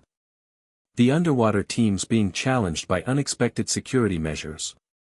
They need the guards distracted now. Luffy grinned, cracking his knuckles. Now you're talking. But, Sabo added quickly, try to focus your distraction away from the lighthouse's east side. That's where our extraction route is. Got it. Luffy replied, already leaping from his perch. West side gets the party. He landed with a deliberate crash in the clearing before the lighthouse, immediately drawing the attention of the patrolling guards. Hey! Luffy shouted, waving his arms. Is this where you guys keep all your secret stuff? I've been looking all over for it. The guards reacted immediately, raising their rifles. Intruder. Identify yourself. Luffy placed his hands on his hips and puffed out his chest. I'm Monkey D, Luffy. And I'm here to kick your butts. The guards exchanged alarmed glances at the mention of his name. Over the past weeks, word had spread about Dragon's son joining the Revolutionary Army, making Luffy a priority target for the Marines. It's Straw Hat, one guard shouted into his radio. Revolutionary infiltration in progress. All personnel to the west entrance. Perfect, Luffy chuckled, exactly the response he'd hoped for. Gum gum whip. His stretching legs swept across the clearing, knocking several guards off their feet. More marines poured out of the lighthouse, just as planned, drawing attention and forces away from the eastern side where the real infiltration was progressing. Keep them busy for 5 more minutes, Sabo's voice instructed through the earpiece. The server team is almost in position. No problem. Luffy replied, fully enjoying his role as he bounded around the clearing, evading gunfire and delivering rubber-powered punches that sent marines flying. He was having so much fun serving as a distraction that he almost missed the subtle shift in the atmosphere, a feeling that raised the hair on the back of his neck. Someone powerful had entered the field. A tall, imposing figure emerged from the lighthouse. She wore a standard marine uniform with captain's insignia, but there was nothing standard about her presence. She carried a massive hammer that seemed impossibly heavy, yet she held it with one hand as if it weighed nothing. Monkey D. Luffy, she stated calmly. I am Captain Teresia Granithammer. Your little performance ends now. Luffy sized up his new opponent with interest. That's a cool hammer. Bet it's heavy. 1,200 kilograms, she replied matter-of-factly. Few can lift it.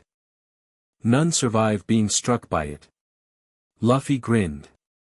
Wanna bet? The captain's expression remained stoic. Your capture will accelerate my promotion to Vice Admiral. Nothing personal. She moved with surprising speed for someone wielding such a massive weapon. The hammer whooshed through the air where Luffy had stood a split second earlier. Whoa, he exclaimed, genuinely impressed as he dodged another swing. You're pretty fast with that thing. Stand still and find out how fast, she replied, her hammer smashing into the ground with enough force to create a small crater. In his earpiece, Luffy could hear the mission progressing, the server room had been accessed, and data extraction was underway. He needed to keep this fight going just a little longer. Gum Gum Pistol. His stretching punch aimed for Teresia's midsection, but she deflected it with the handle of her hammer. Devil Fruit User, she noted. Paramecia type. Rubber body. Her analytical tone suggested she was mentally cataloging his abilities. Immune to blunt force trauma. Vulnerable to cutting attacks and sea prism stone. You talk a lot for someone in a fight, Luffy observed, circling her warily. Observation and analysis improve combat efficiency, she responded, adjusting her grip on the hammer. For example, I've now identified the optimal way to neutralize you. She reached into her pocket and pulled out what looked like metal dust, which she sprinkled along the head of her hammer. Sea prism stone particles. Contact with this will weaken you enough for capture. Luffy's eyes widened. That definitely complicated things. Gum Gum Gatling, he shouted, launching a rapid barrage of punches before she could swing again. Teresia spun her hammer in front of her like a shield, deflecting most of his strikes, though a few got through, staggering her slightly. She recovered quickly, countering with a horizontal swing that Luffy barely ducked under. Luffy, Sabo's voice came through the earpiece, extraction complete. Begin your withdrawal to Point Echo. Do not engage longer than necessary. Working on it, Luffy muttered, jumping back from another hammer strike. Teresia pursued him relentlessly, her movements becoming more precise as she analyzed his fighting style. Your tactics are predictable, she stated. Acrobatic evasion followed by stretching counterattacks. A pattern easily exploited. To demonstrate, she feinted a swing, then changed direction mid-attack when Luffy moved to evade, catching him off guard.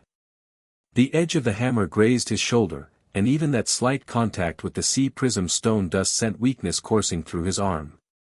Ow! Luffy winced, retreating further.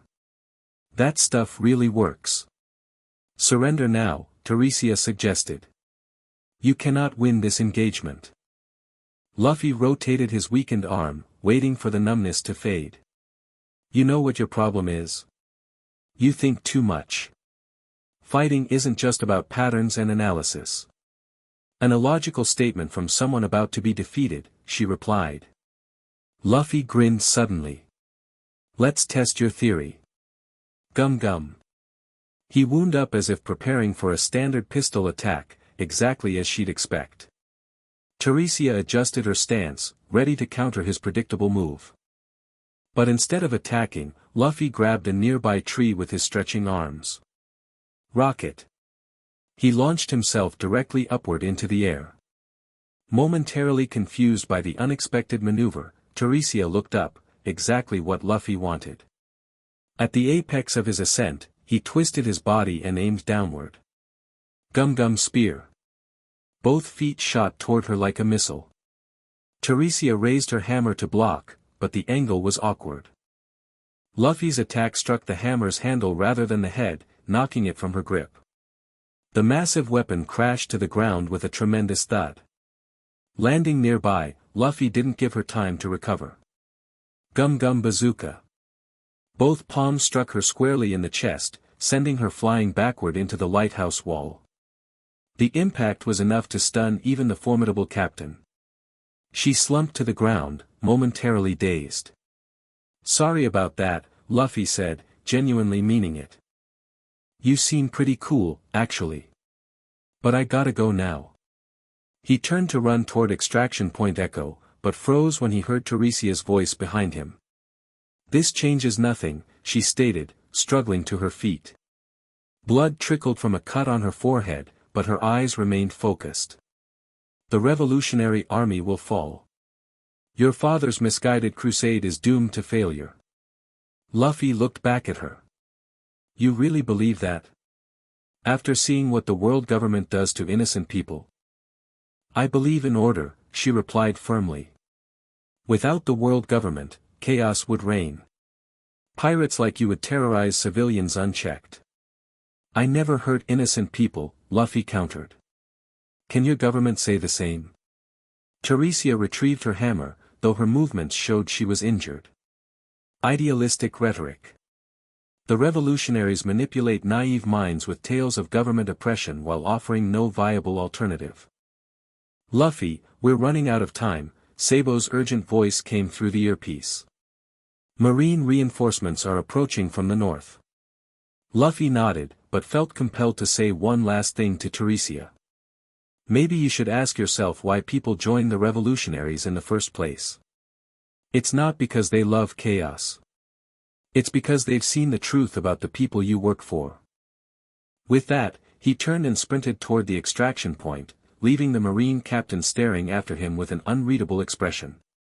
Back at the revolutionary base, the mission was declared a complete success. The intelligence gathered from the Marine outpost provided crucial information about fleet movements, coded communications protocols, and most importantly, a list of upcoming world government operations. Dragon himself attended the debriefing, listening silently as team leaders reported their parts in the operation. When it came to Luffy's turn, all eyes in the room turned to him expectantly. I punched a bunch of Marines and fought a lady with a really big hammer, Luffy summarized with his characteristic simplicity. She was tough. Put sea prism stone dust on her weapon. Captain Teresia Granithammer, Dragon noted. Her presence wasn't in our intelligence. That's concerning. She said something about a promotion, Luffy added. Maybe she was just assigned there. Dragon nodded thoughtfully. Possibly. Or our intelligence had been compromised. He turned to the data analysis team. Anything in the extracted information about recent personnel transfers? A revolutionary with thick glasses nodded. Yes, sir. Captain Granithammer was reassigned from Marine headquarters just 3 days ago. There's also mention of increased security protocols throughout this sector. They're tightening security everywhere, Hack observed. Ever since we hit Centauri Island. No, Dragon corrected, his eyes narrowing. This began before Centauri. The world government is preparing for something. He studied the information displays. These troop movements, the redeployment of key personnel, the stockpiling of supplies. They're anticipating a major conflict. With us?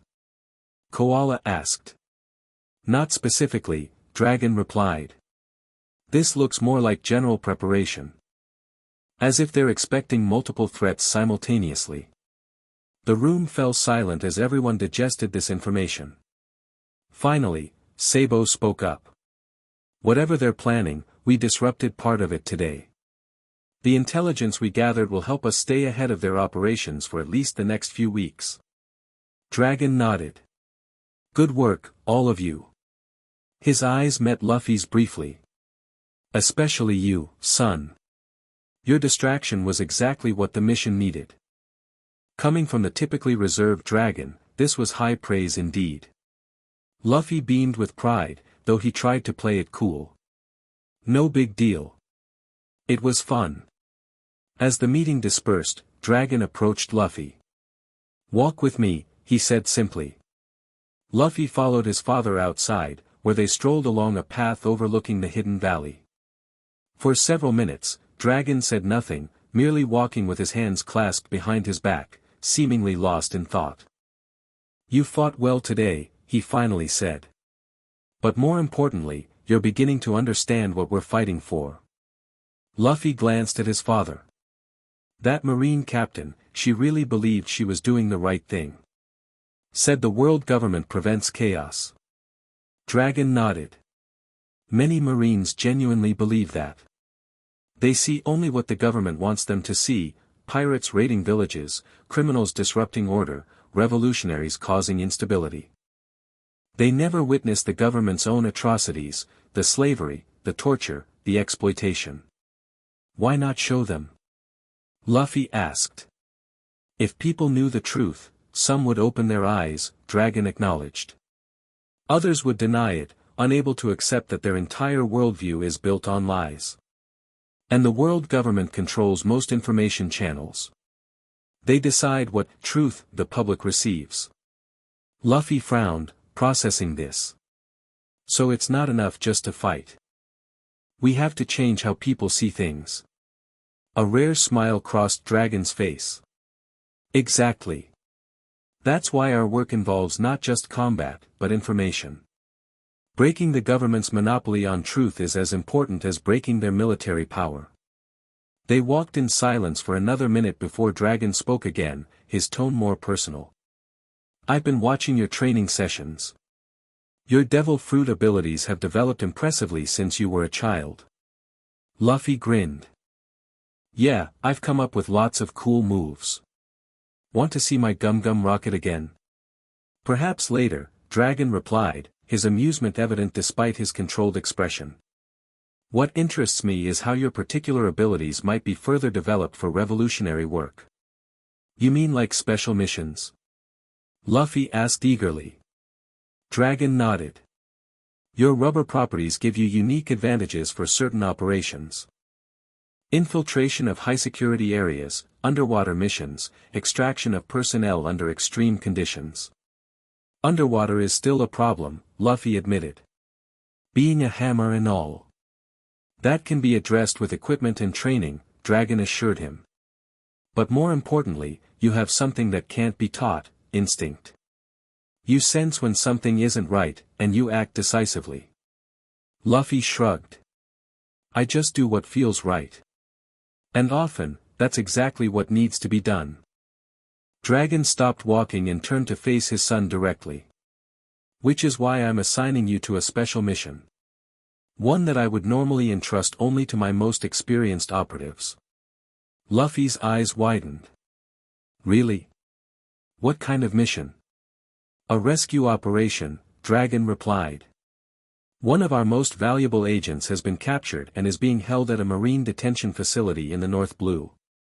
Standard extraction methods would fail given the facility's defenses. But your abilities might succeed where conventional tactics would not. So I get to break someone out of prison. Luffy summarized, already excited. Awesome. When do I leave? Tomorrow morning, Dragon stated. Sabo will accompany you as mission coordinator. Several other operatives will provide support, but you'll be the primary infiltrator. Sounds fun. Luffy declared. Dragon's expression grew serious. This isn't about fun, Luffy. The agent we're rescuing possesses critical information about the world government's plans. Information that could save countless lives if we can retrieve it in time. Luffy nodded, sensing his father's concern. I'll get your friend out, Dad. I promise. Dragon seemed momentarily startled by Luffy's casual use of Dad. It was the first time his son had addressed him that way. His typically stoic expression softened almost imperceptibly. I know you will. He placed a hand briefly on Luffy's shoulder, an unusual display of paternal affection from the revolutionary leader. Get some rest. Tomorrow will be challenging. As Dragon walked away, Luffy remained on the path, watching his father's retreating figure. Their relationship was still developing, still tentative in many ways. But for the first time, Luffy felt like he was actually getting to know the man who had been absent for most of his life. It was strange having a father who was also a commander, who gave orders and expected them to be followed. But there was something about Dragon's absolute commitment to his cause that Luffy respected, even admired. His father fought for freedom, just as Luffy himself had always valued his own freedom above all else. Maybe they weren't so different after all. The marine detention facility known as Stoneclaw lived up to its name. Built into the side of a rocky cliff on a remote North Blue Island, it resembled a massive claw reaching out from the stone. Surrounded by treacherous currents and constantly patrolled, it housed some of the world government's most dangerous prisoners, primarily political dissidents and revolutionary operatives. Remind me why we can't just blast our way in? Luffy asked as he peered at the facility through binoculars from their hidden position on a neighboring islet. Because they'd execute all the prisoners immediately if the facility came under direct attack, Sabo explained patiently. Including our agent. Right, Luffy nodded. So we're sneaking in. You're sneaking in, Sabo corrected. The rest of us will create diversions and handle the extraction once you've located Agent Whisper. Koala, who had accompanied them as communications specialist, added, remember, we don't know what condition Whisper will be in. They've been held for over 2 weeks. Torture is standard procedure at Stoneclaw. Luffy's expression darkened. These marine guys keep getting worse the more I learn about them. Not all marines condone this, Sabo noted. Many believe places like Stoneclaw hold only dangerous criminals. The truth is carefully hidden. Doesn't make it right, Luffy muttered. No, it doesn't, Koala agreed. Which is why we're here. They reviewed the infiltration plan one last time. Luffy would approach underwater during the changing of the guards, using specialized breathing equipment developed by the Revolutionary Army's engineers. Once inside, he would locate Agent Whisper in the high-security wing, free them, and proceed to the extraction point where Sabo's team would be waiting with a small, fast ship. As darkness fell, Luffy prepared for his approach. The breathing apparatus was uncomfortable, a mask that covered his nose and mouth, connected to a compact air tank strapped to his back. You sure this thing works? He asked skeptically. Tested it myself, Koala assured him. It'll give you 30 minutes of air. Should be plenty for the approach. Luffy adjusted the straps one last time. Alright, I'm ready. Sabo clasped his brother's hand. Be careful in there. This isn't like fighting Marines in the open. If you're discovered, you'll be trapped inside a fortress specifically designed to hold powerful individuals. I'll be fine, Luffy insisted, his confidence unwavering. Just be ready with the boat when we come out. With that, he slipped into the dark waters, the breathing apparatus allowing him to descend despite his devil fruit-induced inability to swim. Special weights attached to his belt helped him sink to the proper depth, where the current would carry him toward the facility's underwater intake valve, their identified entry point. The cold water enveloped him as he descended. Though he couldn't swim, Luffy had learned to use his stretching abilities to propel himself underwater by grabbing onto rocks or other fixed objects. Slowly, methodically, he made his way toward Stoneclaw, using the moonlight filtering through the water to navigate. The intake valve loomed ahead, A massive metal grate designed to draw seawater into the facility for various purposes. According to their intelligence, it would be opening for a maintenance check precisely at midnight, creating a brief window of opportunity. Luffy positioned himself nearby, watching as, right on schedule, the grate began to retract. The sudden suction caught him by surprise, pulling him forward more quickly than anticipated. He tumbled through the opening into a large filtration chamber, where he quickly grabbed onto a maintenance ladder to avoid being sucked deeper into the system. Removing his breathing apparatus, Luffy climbed the ladder to a service tunnel running above the water line. So far, so good, he was inside Stoneclaw with no alarms raised. Now came the trickier part, navigating to the high-security wing while avoiding the numerous guards. The service tunnel connected to a larger maintenance corridor, dimly lit and thankfully empty. Luffy moved cautiously, recalling the facility layout he'd memorized during the briefing. The high-security wing was located in the central section, 3 levels up from his current position. As he rounded a corner, voices approached. Thinking quickly, Luffy stretched his arms upward, grabbing onto pipes running along the ceiling. He pulled himself up just as 2 maintenance workers walked beneath him, engrossed in conversation about faulty plumbing in the east wing. Once they passed, Luffy dropped silently back to the floor and continued. He found a service stairwell and began climbing, careful to move quietly, something that didn't come naturally to him. At the 3rd level, he cracked open the door and peered out. Unlike the maintenance areas, this corridor was brightly lit and clearly part of the prison proper. Guards in marine uniforms patrolled at regular intervals. Security cameras covered most angles. This would require timing and a bit of luck. Luffy watched the patrol pattern for several minutes. There was a blind spot between 2 camera angles, and a 3-minute gap between guard rotations. Not much time, but enough for someone with his abilities. When the moment came, Luffy slipped through the door and pressed himself against the wall in the camera blind spot. Then, using his rubber body's flexibility, he contorted himself into a small maintenance hatch in the floor, a tight squeeze even for him. The hatch opened into a narrow crawlspace beneath the corridor. Luffy wormed his way forward, following the mental map toward the high-security wing. After about 50 meters, he found another hatch that, according to the plans, should open into a storage closet adjacent to the secure cells. Pushing it open carefully, Luffy emerged into a closet filled with cleaning supplies. He pressed his ear to the door, using his observation haki to sense what lay beyond. 2 guards stood outside what had to be the high-security cells. Another was moving down the corridor, probably on patrol. Luffy considered his options. He could try to knock the guards out quietly, but if they managed to sound an alarm, the entire mission would be compromised. He needed a distraction. Scanning the closet, his eyes fell on a container of industrial cleaner. The label featured several warning symbols, including one for, highly flammable. A plan formed in his mind, not a particularly stealthy one, but potentially effective. Luffy grabbed the cleaner and several other combustible items he found. Using a cleaning rag, he created a rudimentary fuse leading to the back of the closet.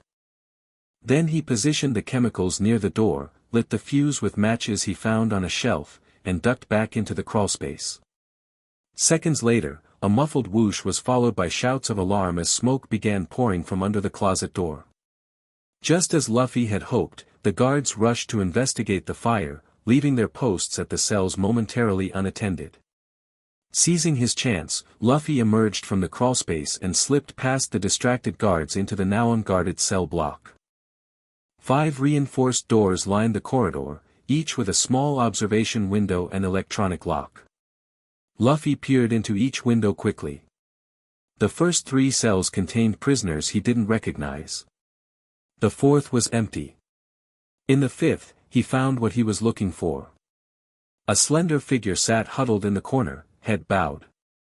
Even in the dim light, Luffy could see the prisoner had been beaten, dried blood stained their simple gray prison uniform, and one arm hung at an unnatural angle. The electronic lock presented a challenge.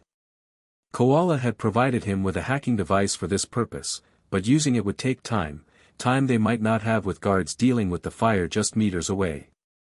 Screw it, Luffy muttered, opting for the direct approach. He wound up his arm and delivered a focused punch that shattered the lock mechanism. The reinforced door groaned but swung open. The prisoner's head snapped up at the sound, revealing a woman's face, bruised but defiant. "Who?" "I'm Luffy," he introduced himself quickly. "Dragon sent me." "You're Whisper, right? We're getting you out of here." Recognition flashed in her eyes. "Dragon's son, they said you'd joined, but I didn't believe." Her voice was hoarse, barely above a whisper, perhaps the source of her code name. "We need to move," Luffy urged, helping her to her feet. She winced, clearly in pain. "Can you walk?" "I'll manage," she replied with determination. "But there's something you should know," a shout from the corridor interrupted her. "The prisoner. Check the prisoner." "Too late," Luffy muttered. "Hold on tight." He scooped Whisper up, mindful of her injuries, and dashed back to the maintenance hatch. Behind them, guards burst into the cell block, immediately spotting the broken lock and empty cell. "Intruder! Prisoner escape in progress," one shouted into his radio. Alarms began blaring throughout the facility. "So much for stealth," Luffy grimaced, lowering Whisper into the crawlspace. "Change of plan. We're going loud." He followed her into the crawlspace, pulling the hatch shut just as guards reached it. They could hear boots pounding overhead as they crawled back toward the maintenance stairwell. "The extraction point will be compromised," Whisper warned as they moved. "Standard protocol is to lock down all exits during an escape attempt." "Then we make our own exit," Luffy replied confidently. "My team will adapt. They're good at that." They reached the stairwell, finding it already filling with armed Marines rushing upward. Going down was no longer an option. "Up," Luffy decided. "We'll find another way out from the roof." They climbed as quickly as Whisper's injuries allowed, the sounds of pursuit growing behind them. Reaching the top level, they emerged onto a maintenance walkway that circled the facility's upper section. There, a Marine shouted, spotting them from below. Gunfire erupted, bullets pinging off the metal walkway around them. Luffy positioned himself to shield Whisper, the bullets bouncing harmlessly off his rubber body. "You really are immune to bullets," Whisper observed, eyes wide. "Yep. Pretty handy, right?" Luffy grinned despite the situation. "Now hang on. This next part might be rough." He scooped her up again and charged toward the exterior wall. Gum Gum Bazooka. Both arms stretched back, then shot forward with tremendous force, smashing through the reinforced concrete. Daylight streamed through the newly created hole. Below, waves crashed against the cliff face, at least 100 meters down. "You can't be serious," Whisper gasped, realizing his plan. "Trust me," Luffy winked. "I've done way crazier stuff than this." With Marines closing in from behind, Luffy leaped through the hole, Whisper clutched tightly against him. They plummeted toward the churning sea below. Gum Gum Balloon. Luffy inflated himself into a giant ball, Whisper secured on top. They bounced off the cliff face several times during their descent, each impact cushioned by Luffy's inflated body. They hit the water with a tremendous splash. The moment they submerged, Luffy felt the familiar weakness overtake him, the sea robbing him of his strength. But he'd planned for this. Activating a small device on his belt, another Revolutionary Army invention, a compact inflatable raft expanded around them, quickly rising to the surface. As they broke through to open air, gasping and drenched, Whisper stared at Luffy in disbelief. "That was the most insane rescue I've ever experienced." Luffy laughed, water streaming from his hair. "We're not done yet. Still gotta find Sabo and the others." He scanned the horizon, spotting several marine vessels already deploying from Stoneclaw's harbor. But there, approaching rapidly from the opposite direction, was a sleek craft skimming across the waves, their extraction team. Right on time. Luffy exclaimed. The revolutionary vessel pulled alongside their small raft. Sabo reached down to help them aboard, his expression a mixture of exasperation and relief. Subtle as always, Luffy, he commented dryly, eyeing the massive hole now visible in Stoneclaw's upper level. The quiet way wasn't working out, Luffy shrugged, helping Whisper onto the boat. Koala immediately moved to attend to the injured agent while Sabo took the helm, pushing the engines to maximum as they sped away from the facility. Behind them, marine ships gave chase, but their vessel, designed specifically for quick escapes, gradually pulled ahead. Did you get what we came for? Sabo asked Whisper once they'd put some distance between themselves and their pursuers. The agent nodded weakly. Yes. The information is secure. But there's more you need to know. Her eyes moved to Luffy. Information specifically about Dragon's son. Luffy blinked in surprise. About me? What about me? The world government has initiated a new program, Whisper explained, wincing as Koala bandaged her injuries. Operation Bloodline. Its primary objective is targeting the family members of high-profile revolutionaries, particularly Dragon's family.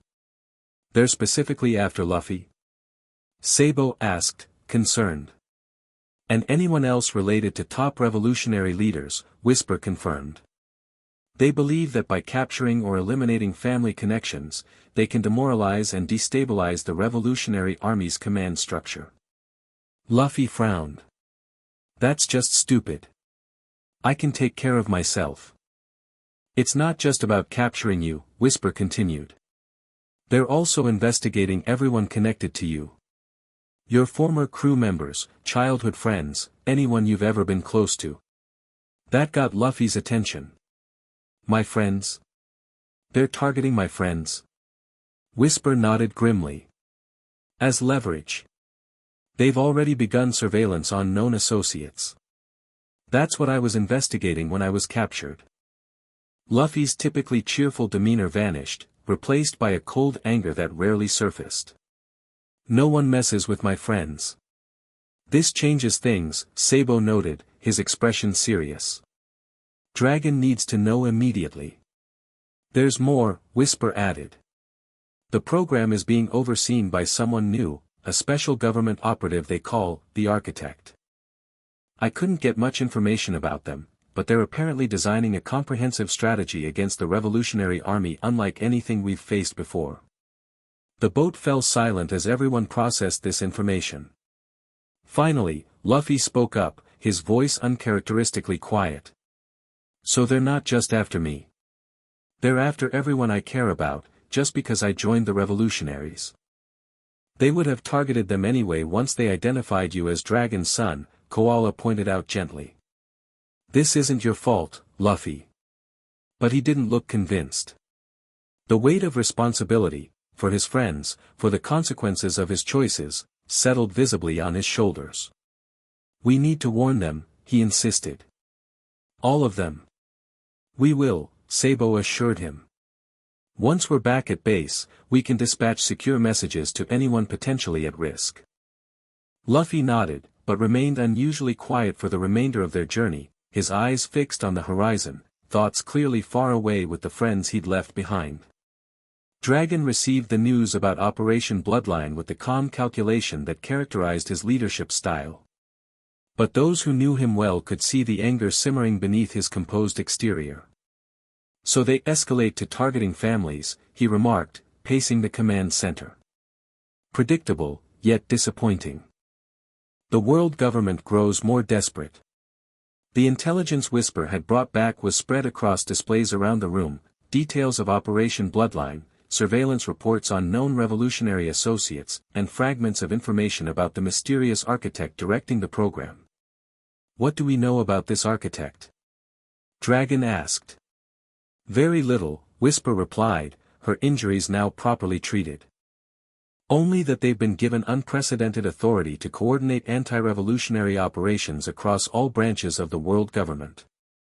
Marines, Cipher Pol, even the warlords, all taking direction from this individual for operations related to the Revolutionary Army. That level of centralization is unusual, Hack observed. The world government typically maintains separation between its various arms. Which suggests they consider us a serious enough threat to justify new approaches, Dragon concluded. His gaze shifted to Luffy, who stood unusually silent at the edge of the group. You're concerned about your friends. It wasn't a question, but Luffy nodded anyway. They shouldn't be involved in this. It's not their fight. They became involved the moment they associated with Dragon's son, one of the commanders pointed out bluntly. No, Dragon countered, surprising everyone. My son is right. These people made their choices before knowing his connection to me. They don't deserve to become targets because of that connection. He turned to his communications team. I want secure warnings sent to everyone on the government surveillance list. Offer extraction for any who wish it, but respect the choices of those who decide to remain where they are. Some may not believe a warning from the Revolutionary Army, Koala noted. Then we'll need to send messengers they will trust, Dragon replied, his eyes once again finding Luffy. Which brings me to my next point. Luffy, I believe it's time for you to make contact with your crew. Luffy's eyes widened. My crew? You mean, go find them? Not all of them, that would be too dangerous while Operation Bloodline is active, Dragon clarified. But perhaps one or two of your most trusted companions. Those who could help spread warnings to the others. Hope flickered across Luffy's face. I could see my friends again. It would be a mission, not a reunion, Dragon cautioned. Find them, warn them, and return. We can't risk the world government capturing you or any of your crew members. Luffy nodded eagerly. I understand. When do I leave? After we've gathered more intelligence about their whereabouts, Dragon replied. According to our latest information, your crew scattered after Sabaody. We need to locate at least one of them before sending you out. The meeting continued, discussing strategies to counter Operation Bloodline and protect vulnerable revolutionary associates. Throughout it all, Luffy's mood had visibly lifted. The prospect of reconnecting with his crew, even briefly, had reignited his characteristic energy. After the meeting, Sabo caught up with Luffy in the training yard, where his brother was practicing a new stretching technique with renewed vigor. Excited about potentially seeing your crew again? Sabo asked, though the answer was obvious. Yeah. Luffy grinned. I've missed them. It's been weird not having them around. Sabo leaned against a training post. You know, I've been curious about them. You've mentioned your crew a few times, but never really told me much about them. Luffy's face lit up at the chance to talk about his friends. They're amazing. Zoro's my first mate, he fights with 3 swords and wants to be the world's greatest swordsman. Nami's our navigator, she can predict the weather and loves money and tangerines. Usopp's our sniper, he tells crazy stories but he's super brave when it matters. He continued enthusiastically, describing each crew member, Sanji the cook, Chopper the doctor, Robin the archaeologist, Frankie the shipwright, and Brook the musician. His affection for each was palpable, his descriptions painting vivid pictures of their personalities and relationships. They sound like quite a family, Sabo observed when Luffy finally paused for breath. They are, Luffy agreed, his smile softening. That's why I need to warn them. I don't want them hurt because of me. You really care about them, Sabo noted. More than just as a captain. Of course. They're my friends. My nakama. The way Luffy said that last word carried special weight, it was clearly more than just crew to him. Sabo smiled, understanding. You know, the Revolutionary Army could use people like them. Have you ever thought about asking them to join? Luffy shook his head immediately. Nah, they all have their own dreams. Zoro needs to find Mihawk again and beat him. Nami wants to draw a map of the whole world. Sanji's looking for the all blue. He continued listing his crewmates' personal ambitions. Being revolutionaries might not help them reach their goals. Whereas it aligns with your goal? Sabo asked curiously. I thought you wanted to be Pirate King. I do, Luffy confirmed. But like Dragon said, what good is being Pirate King in a world where people aren't free? Maybe changing the world first makes sense. Then I can go find the One Piece. Sabo studied his brother thoughtfully. You've changed, Luffy. Not in a bad way, he added quickly. But you're thinking more about the bigger picture now. Luffy shrugged. Losing Ace, and seeing that fish woman being treated like she wasn't even a person, it made me realize some things need to change before other stuff can happen. Before Sabo could respond, a revolutionary messenger approached them.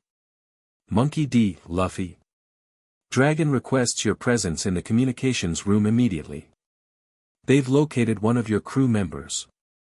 The communications room buzzed with activity as Luffy entered. Dragon stood before a large map display, markers indicating various locations across the world.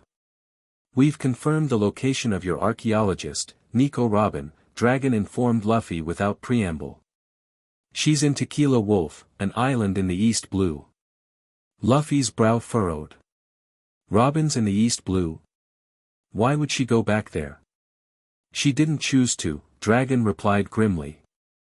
Tequila Wolf is a world government facility, a massive construction project that's been ongoing for 700 years, built by slave labor.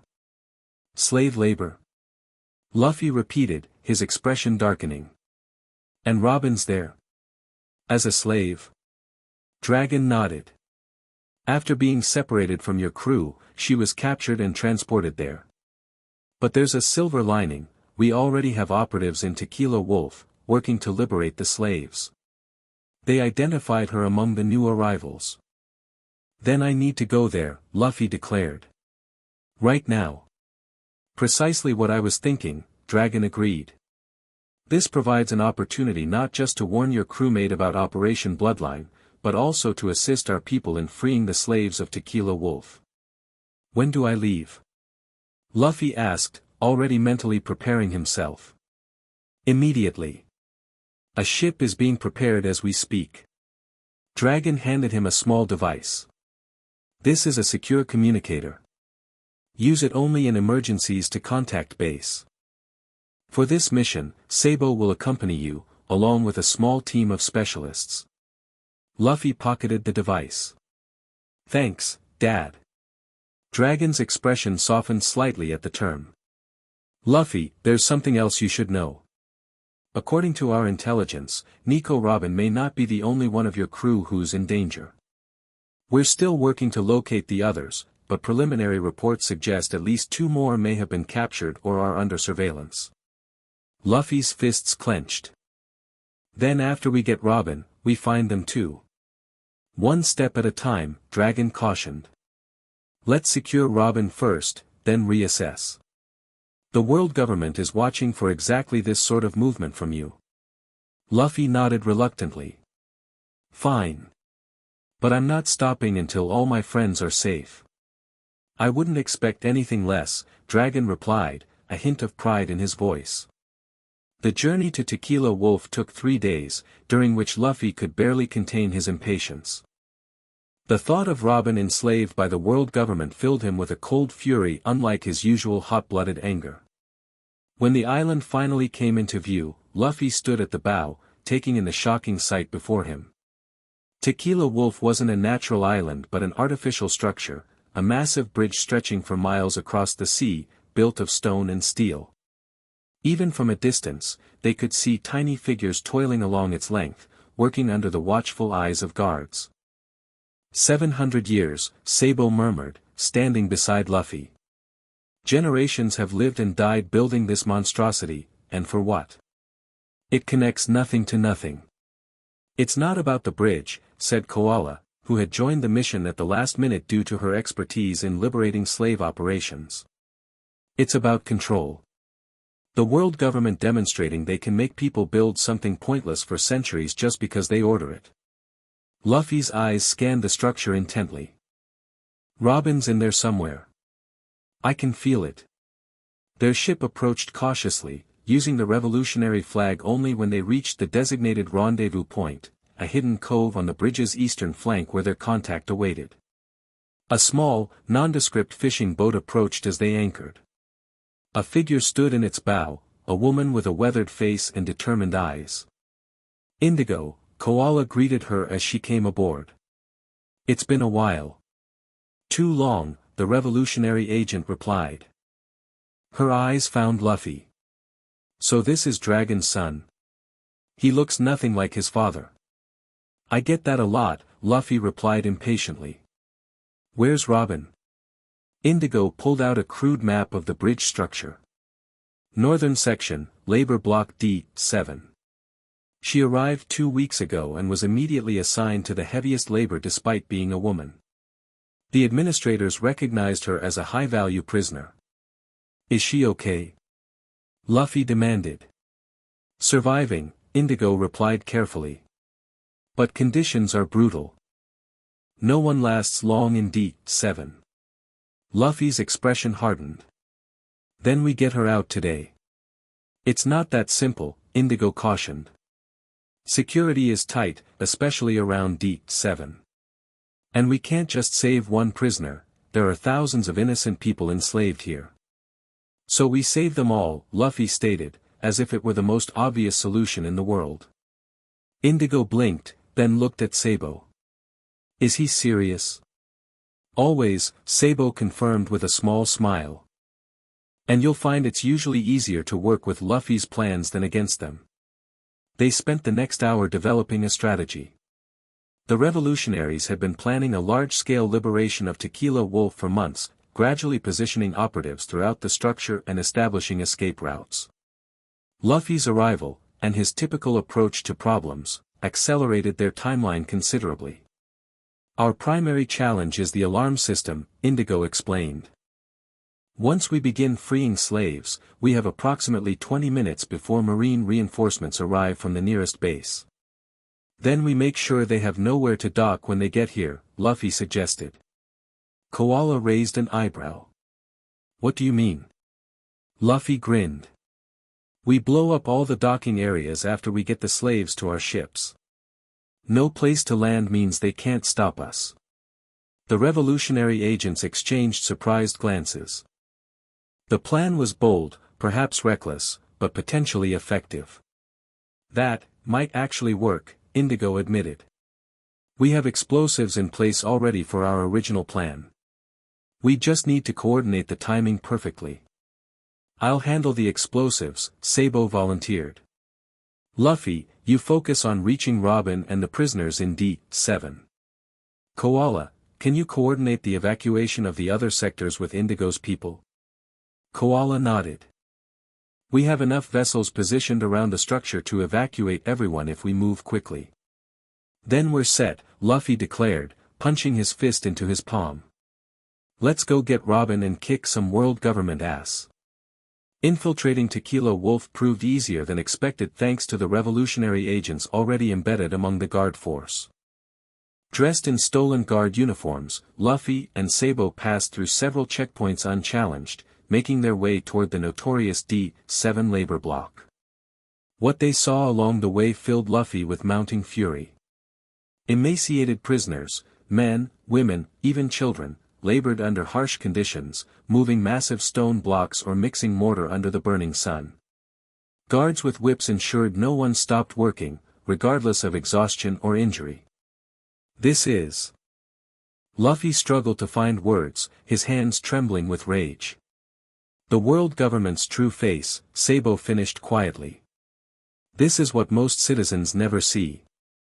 They reached the outer perimeter of D7, a section surrounded by additional fencing and guard towers. According to their intelligence, this area housed prisoners considered especially valuable or dangerous to the world government. Robin should be inside, Sabo murmured. Stick to the plan, we wait for Indigo's signal before moving. Luffy nodded, though every instinct screamed at him to charge in immediately. His observation haki stretched out, searching for Robin's familiar presence among the hundreds of auras within the compound. There, he found her. A calm, resilient light even in these conditions. That was Robin, no doubt. The minutes crawled by as they maintained their position, pretending to patrol the fence line. Finally, their communicators buzzed softly, 3 short pulses. The signal. Now, Sabo whispered. Across Tequila Wolf, revolutionary agents moved simultaneously. Disguised guards turned on their colleagues. Hidden weapons were distributed to selected prisoners. The carefully orchestrated liberation had begun. In their sector, Luffy didn't bother with subtlety. Gum Gum pistol. His stretching punch took out the nearest guard tower, sending it crashing down in a heap of splintered wood. Alarms immediately blared throughout the facility. Guards scrambled to respond to the sudden attack, but found themselves facing not just the revolutionaries but prisoners who now held improvised weapons and burning vengeance in their eyes. This way. Sabo called, leading Luffy toward the inner compound of D7. They encountered resistance almost immediately, a squad of guards blocking the gate, rifles raised. Surrender immediately, the lead guard shouted. This facility is under world government protection. Protect this. Luffy growled. Gum Gum Gatling. His fists became a blur, striking multiple guards simultaneously and clearing the path forward. They burst through the gate into D7's main yard, where prisoners were being herded together by guards preparing for lockdown procedures. Among them, Luffy spotted a slender woman with black hair, her hands bound with sea prism stone cuffs that prevented her from using her devil fruit abilities. Robin, he shouted above the chaos. Her head snapped up, eyes widening in disbelief. Luffy? A guard struck her with a baton for speaking. It was the last mistake he would make that day. Luffy crossed the yard in seconds, his rubber-enhanced speed leaving afterimages in his wake. Gum Gum Jet Pistol. The guard flew backward, crashing through a stone wall from the impact. Luffy, is it really you? Robin asked, her typically composed demeanor cracking to reveal genuine shock. How? I'll explain everything later, Luffy promised, examining her restraints. Right now, we're busting everyone out of here. Sabo reached them, producing a key stolen from a guard captain. This should work on those cuffs. The moment Robin's restraints fell away, her powers returned. Multiple arms bloomed from the ground around nearby guards, twisting their weapons away or restraining them directly. Much better, she remarked, her calm confidence returning despite her ragged appearance. I assume this prison break has something to do with your father's organization. You know about that? Luffy asked, surprised. I suspected, Robin replied. The Revolutionary Army has been a subject of my research for many years. Her eyes moved to Sabo. And you must be the chief of staff I've heard mentioned. The resemblance to your wanted poster is quite striking in person. Save the introductions for later, Sabo urged, checking his watch. We have 17 minutes until Marine reinforcements arrive. Luffy turned to the other prisoners watching this exchange with confusion and hope. Everyone listen up. We're the Revolutionary Army, and we're here to free all of you. Follow us to the ships. A murmur ran through the assembled prisoners, many too shocked or skeptical to immediately respond. One older man stepped forward. Why should we trust you? Last liberation was just transferring us to a different labor camp. Robin addressed him directly.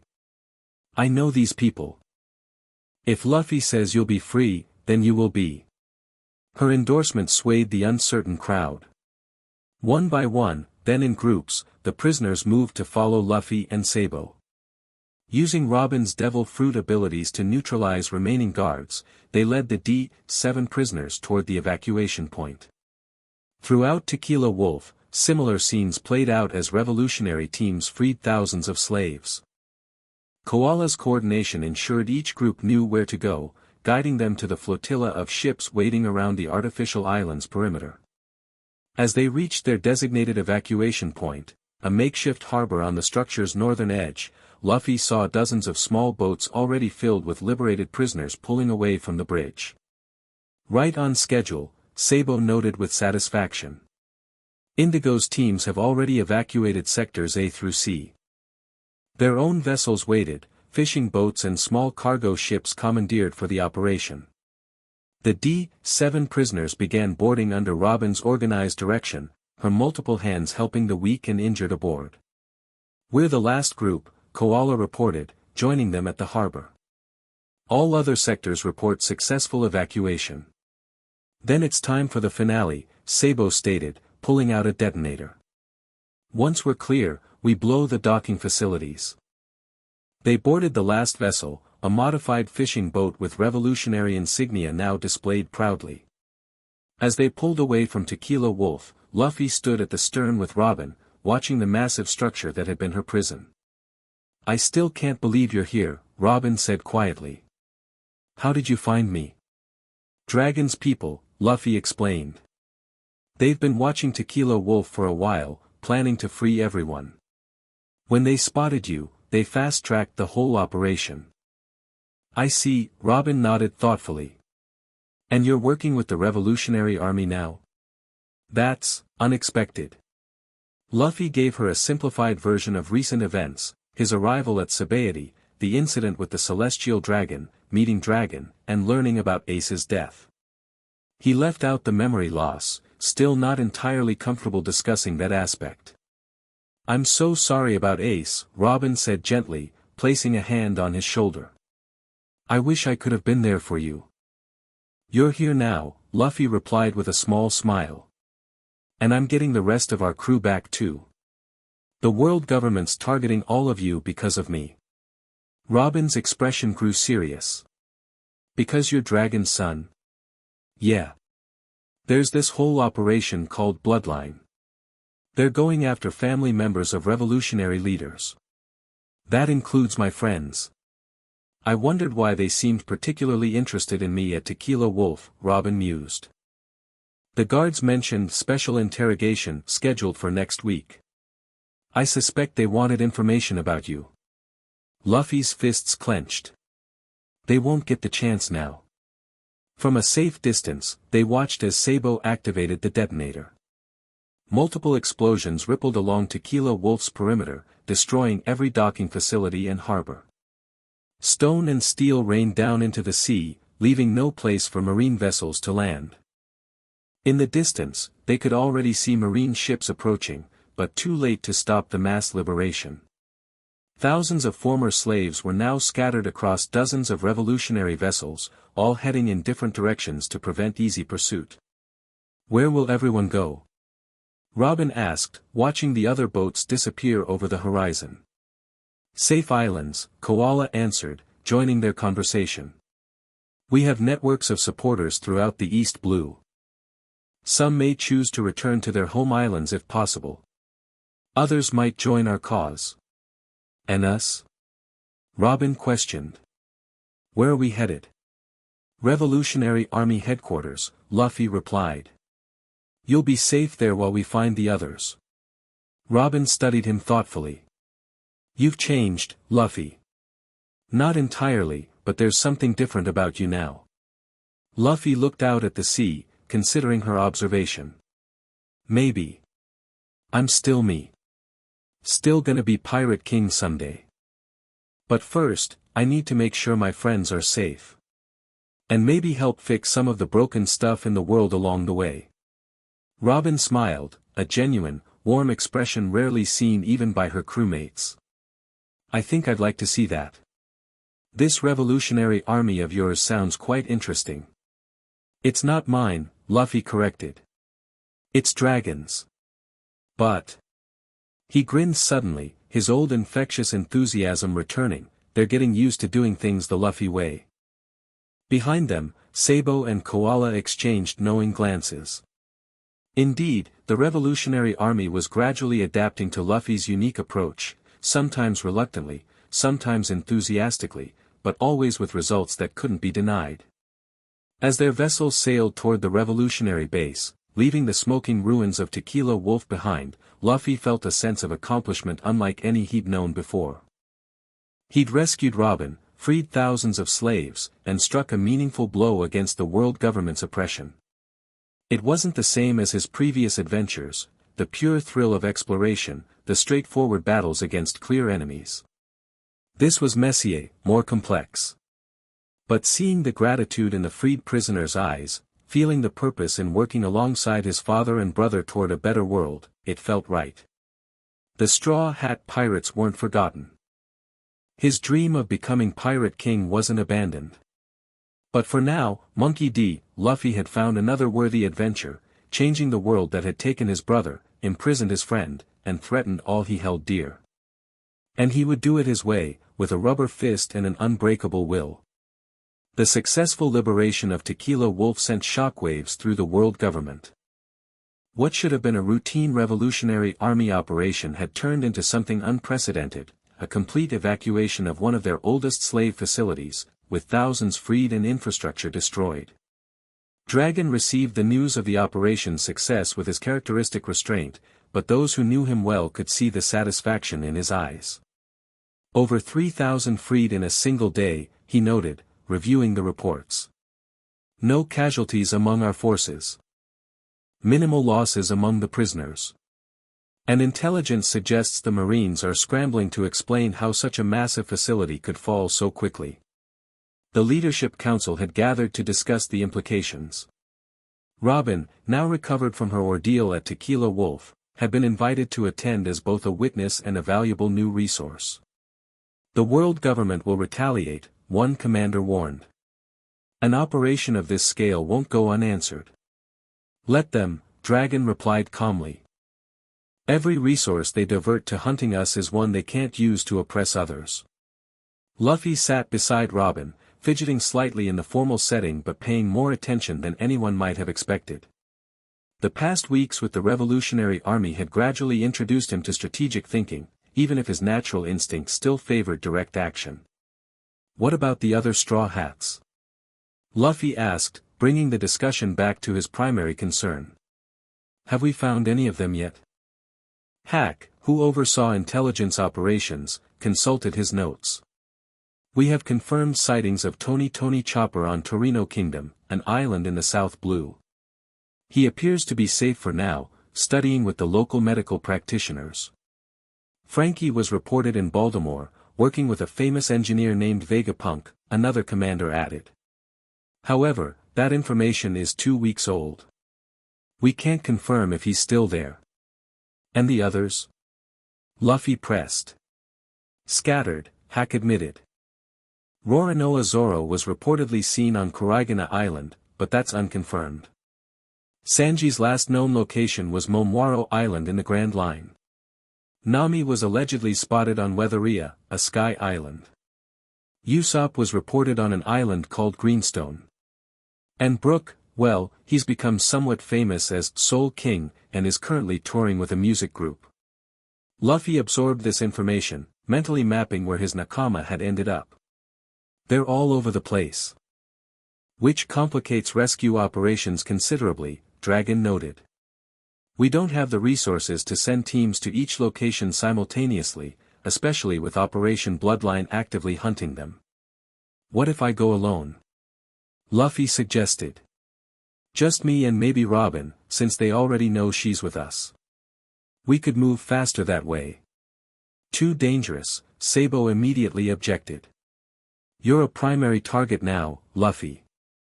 The world government would throw everything they have at capturing you if you're spotted traveling openly. Not if they don't recognize me, Luffy countered. Robin raised an elegant eyebrow. Are you suggesting a disguise, Captain? That's uncharacteristically subtle for you. Luffy grinned. See? I'm learning. Dragon considered the proposal. There's merit to the idea. A small team might avoid detection where a larger force would draw attention. But you'd need more than just disguises, you'd need a cover story, alternative transportation, emergency extraction protocols. I can help with those aspects, Robin offered. Infiltration and covert movement have been necessities throughout my life.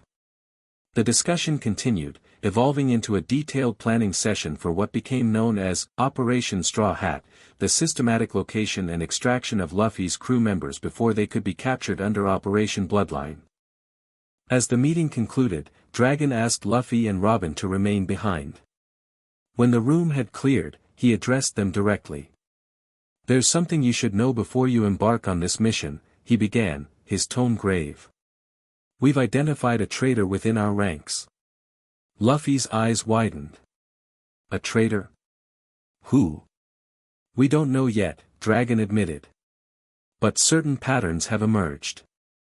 Information about our operations has been leaking to the world government, specific details that only someone with access to our planning sessions could know." "Tequila Wolf?" Robin asked perceptively. Dragon nodded. "The increased security in D7, the scheduled special interrogation you mentioned, these suggest they were expecting something.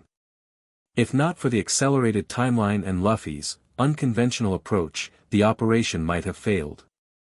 "So there's a spy here right now?" Luffy asked, looking around as if expecting to spot someone lurking in the shadows. "Most likely," Dragon confirmed. "Which means Operation Straw Hat must proceed with extreme compartmentalization. No one outside this room can know your exact movements or timeline." "Not even Sabo?" Luffy questioned, surprised. "Sabo will know you're searching for your crew, but not your specific route or schedule," Dragon clarified. "It's not about trust, it's about limiting information flow."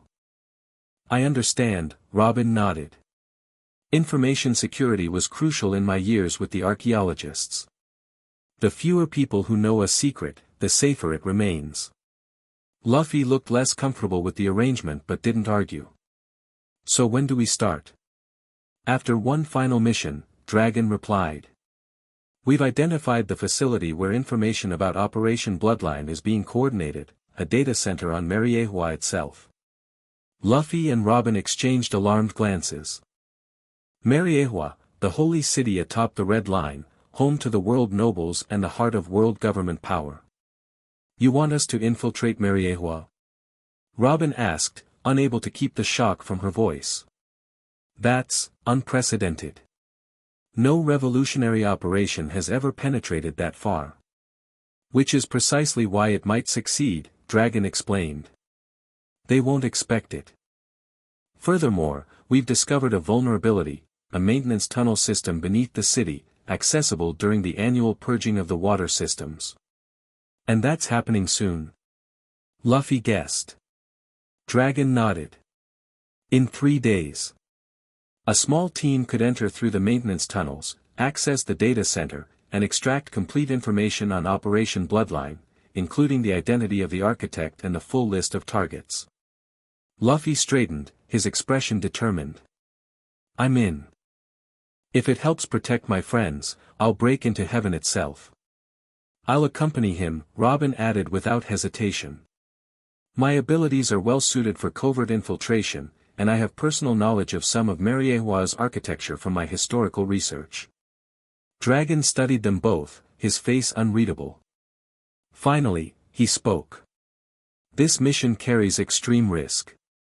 If you're captured in Mariehua, extraction would be virtually impossible. You would face execution, likely public." "Doesn't change my answer," Luffy stated firmly. "Nor mine," Robin echoed. A rare smile crossed Dragon's face, one of pride mixed with concern. "Then we begin preparation immediately. If successful, this mission could cripple Operation Bloodline before it fully activates, giving us the time needed to locate and secure the rest of your crew." As they left Dragon's office to prepare for what would undoubtedly be their most dangerous mission yet, Robin glanced at Luffy. "Breaking into the home of the Celestial Dragons, this might be your most audacious plan yet, Captain."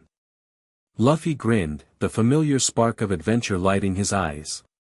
"Just wait until you see what I do once we're inside." Chapter 3, Storm rising. The air beneath Mariehua stank of mildew and decay, a sharp contrast to the pristine white city gleaming above. Luffy wrinkled his nose as he squeezed through the narrow maintenance tunnel, Robin following close behind. "Remind me why we couldn't just punch our way in through the front door," he whispered, his voice echoing slightly despite his attempt at stealth. "Because we'd be dead before we reached the second step," Robin replied calmly. "Mariewa has the highest concentration of marine forces in the world, not to mention CP0. Luffy sighed. 3 days of intensive planning had led to this moment, crawling through filthy tunnels while the annual water system purge provided their only window of opportunity to infiltrate the world government's holiest city. The revolutionary team had split into 3 groups. Luffy and Robin headed for the central data facility, while 2 other teams created diversions on opposite sides of the city. "How much further?" Luffy asked, pausing at a junction where the tunnel split in 3 directions. Robin consulted the crude map they'd memorized. "Left here. The access shaft to the sublevel of the data center should be approximately 200 meters ahead." They continued in silence, the only sounds their careful breathing and the occasional drip of water from the tunnel ceiling. Luffy's observation haki remained stretched to its limits, scanning for any presence that might indicate they'd been discovered. "Wait," he whispered suddenly, holding up a hand. "Someone's coming." From below. They pressed themselves against the tunnel wall as footsteps approached, the heavy tread of maintenance workers checking the purge systems. Voices echoed through the junction ahead. "Third sector's clear. Moving to the north quadrant next." "Roger that. Make it quick, purge cycle resumes in 90 minutes. The footsteps moved away, continuing down a different branch of the tunnel system. Luffy and Robin exchanged relieved glances before proceeding, now moving with even greater caution. Finally, they reached what appeared to be a dead end, until Robin pointed to a maintenance hatch overhead, nearly invisible against the tunnel ceiling. "That should lead directly to the sublevel storage area beneath the data center," she whispered. "According to our intelligence, it's rarely accessed except during system upgrades." Luffy stretched his arms upward, carefully turning the hatch mechanism. It resisted at first, years of disuse having sealed it shut, but his rubber-enhanced strength eventually prevailed. The hatch opened with a reluctant creak, revealing darkness above. "I'll go first," he offered, pulling himself up through the opening. The sublevel was exactly as their intelligence had described, a dimly lit storage area filled with outdated equipment and filing cabinets, apparently serving as an archive for the modern data center above. Dust covered most surfaces, suggesting infrequent use. Luffy helped Robin through the hatch, then quietly closed it behind them. "Now we find the server room?" Robin nodded. "According to the building schematics, there should be a service stairwell in the northeast corner that leads directly to the main facility." They navigated through the cluttered storage area, eventually locating the stairwell, a narrow spiral of metal steps leading upward. A keypad secured the door at the top, its red light indicating it was locked.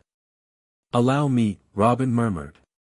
Multiple arms bloomed along the stairwell, extending upward to the keypad. Her disembodied hands worked methodically, trying the code sequence they'd obtained from a revolutionary sympathizer within the maintenance staff. The light remained stubbornly red. "They must have changed the code," Robin frowned. Luffy scratched his head. "Want me to break it?" "That would trigger alarms," she cautioned. "Let me try something else." More arms sprouted, these extending into the narrow gap beneath the door.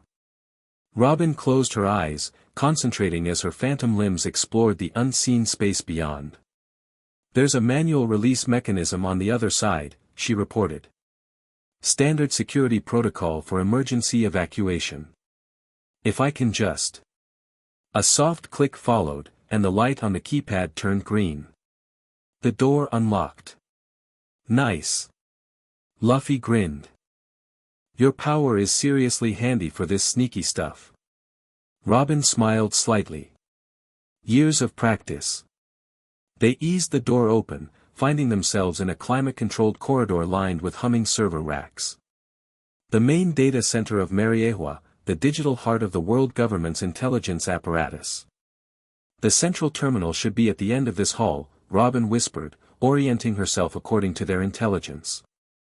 That's where we can access the Operation Bloodline files.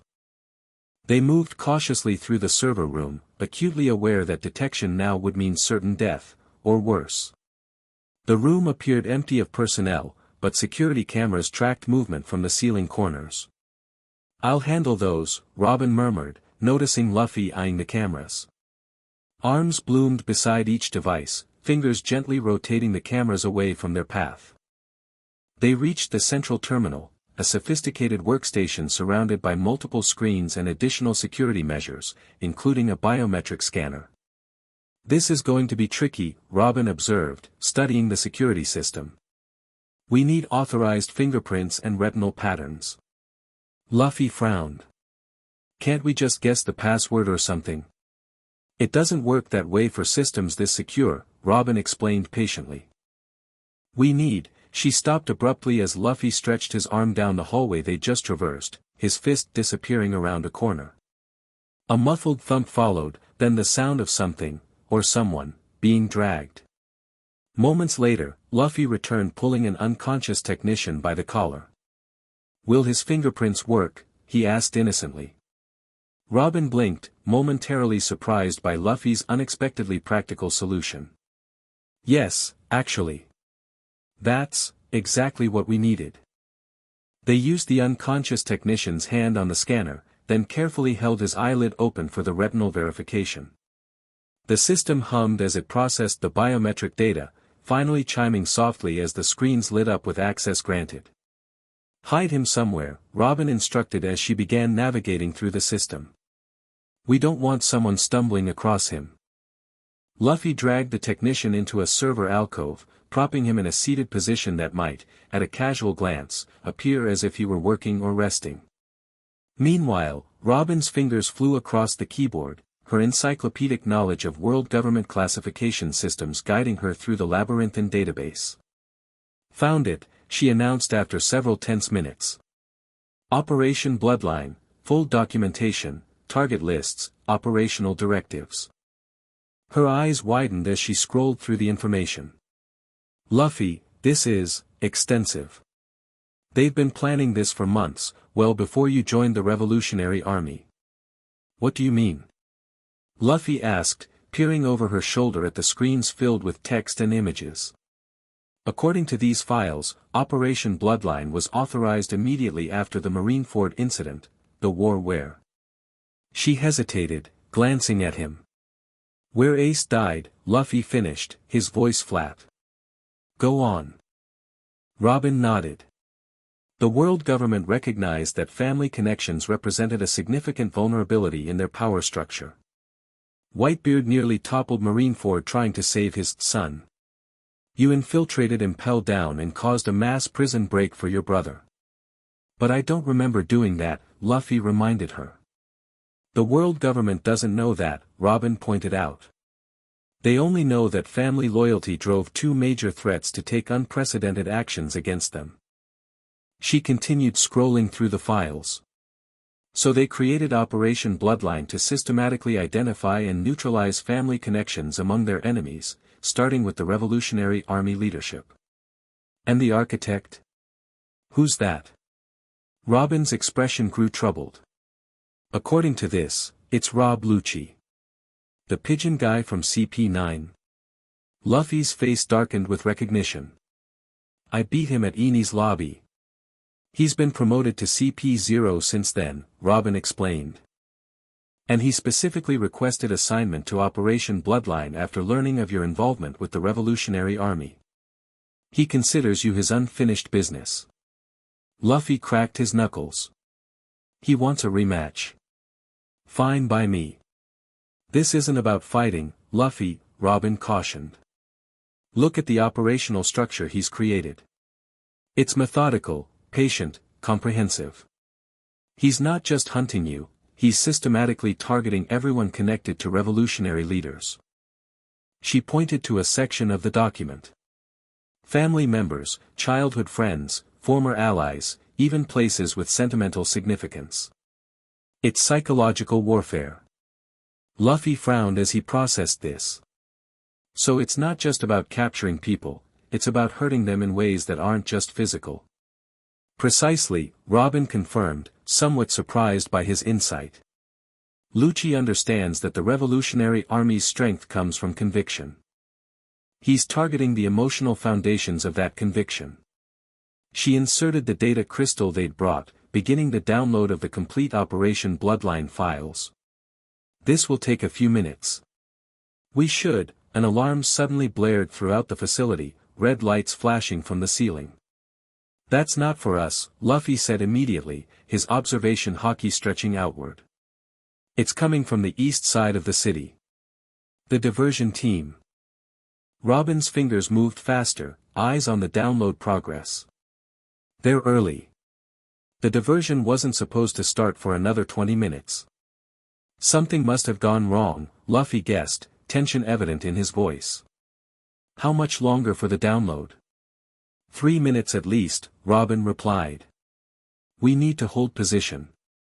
Footsteps echoed in the corridor outside, security personnel responding to the facility-wide alert.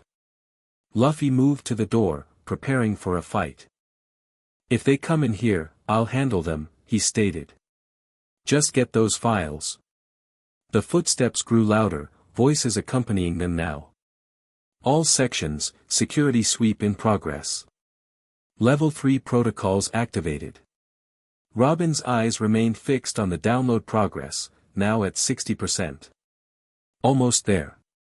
Just a little longer. The door to the server room suddenly opened. 2 security officers in world government uniforms entered, weapons drawn. They spotted Luffy immediately. Intruder. One shouted, raising his rifle. Luffy moved before they could fire, his speed leaving afterimages. Gum jet pistol. Both guards crumpled, unconscious before they hit the floor. More coming, he warned, his hockey detecting additional personnel converging on their location. Lots more. 80%, Robin reported. We're almost there. The server room door burst open again, this time revealing 4 CP agents in their distinctive white suits. Unlike the regular security, these opponents recognized Luffy instantly. Straw Hat Luffy, the lead agent exclaimed. Priority target confirmed in the data center. All units converge. Sorry, no time to play, Luffy replied, dropping into his second gear stance. Steam rose from his rubber body as his skin flushed pink. Gum jet Gatling. The barrage of lightning-fast punches overwhelmed the CP agents, sending them flying backward into the hallway. But more were already coming, Luffy could sense them approaching from multiple directions. Robin, we need to move, he urged. Done, she announced, extracting the data crystal. We have everything. They dashed from the terminal area toward the service stairwell they'd used to enter. Behind them, alarms continued blaring as the facility locked down. Ahead, more security forces were ascending the stairwell, cutting off their escape route. Change of plan, Luffy decided, grabbing Robin around the waist. Hold on tight. Luffy, what are you? Before she could finish, Luffy had smashed through the nearest wall, creating a new exit into an adjacent corridor. They ran through, encountering startled staff members who barely had time to register their presence before the revolutionary pair had passed. The plan was to exit the way we came in. Robin reminded him as they ran. Plans changed. Luffy replied. Too many people between us and the tunnels now. We need a new way out.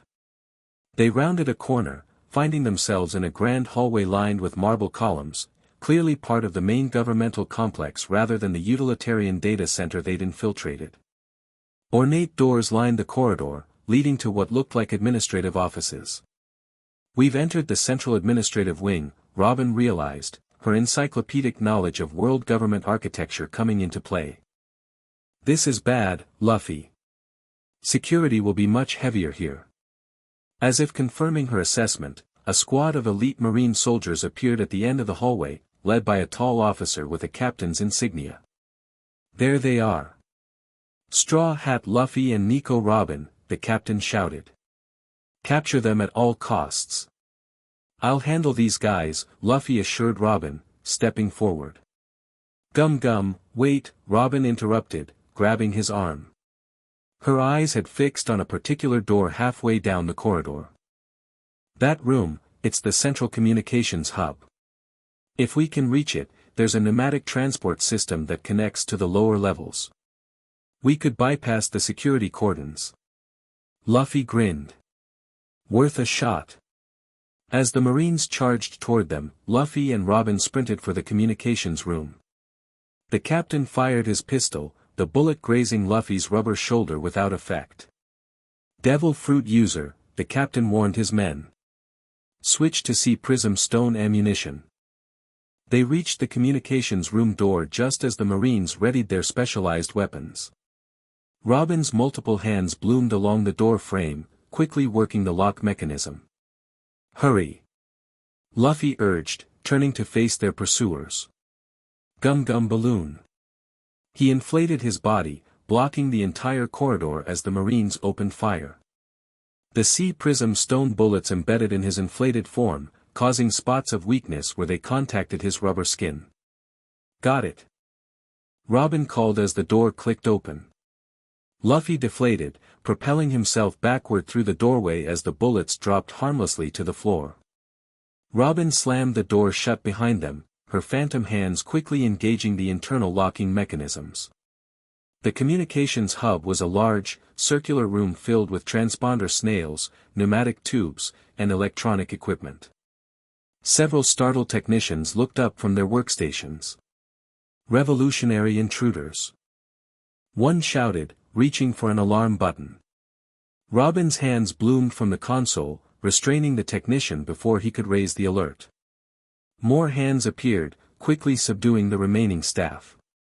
The transport system, she directed, pointing to a wall lined with large pneumatic tubes. Those larger tubes are designed for document crates, but they should be big enough for us if we squeeze. Banging on the door announced the Marines' attempt to break through.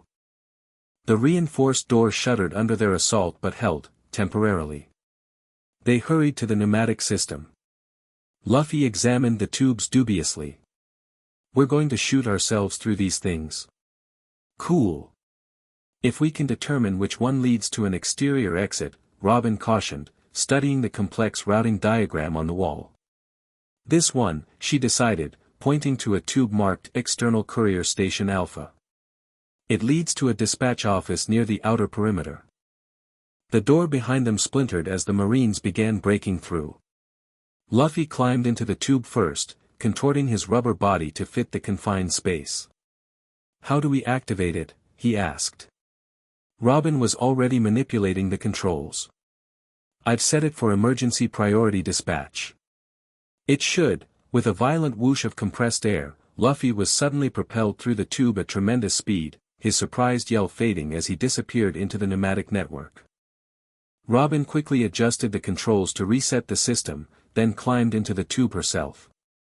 Just as the Marines burst through the door, weapons raised, the system activated again, sucking her into the network after Luffy. The pneumatic journey was disorienting, a blur of twists, turns, and sudden drops as they were propelled through the hidden infrastructure of Mariewa. After what seemed like minutes but was likely only seconds, Luffy was ejected unceremoniously into a small dispatch room, tumbling across the floor before crashing into a stack of crates. Robin emerged moments later, managing a somewhat more graceful arrival as her multiple hands braced her exit from the tube. That was awesome. Luffy exclaimed, bouncing to his feet despite the rough landing.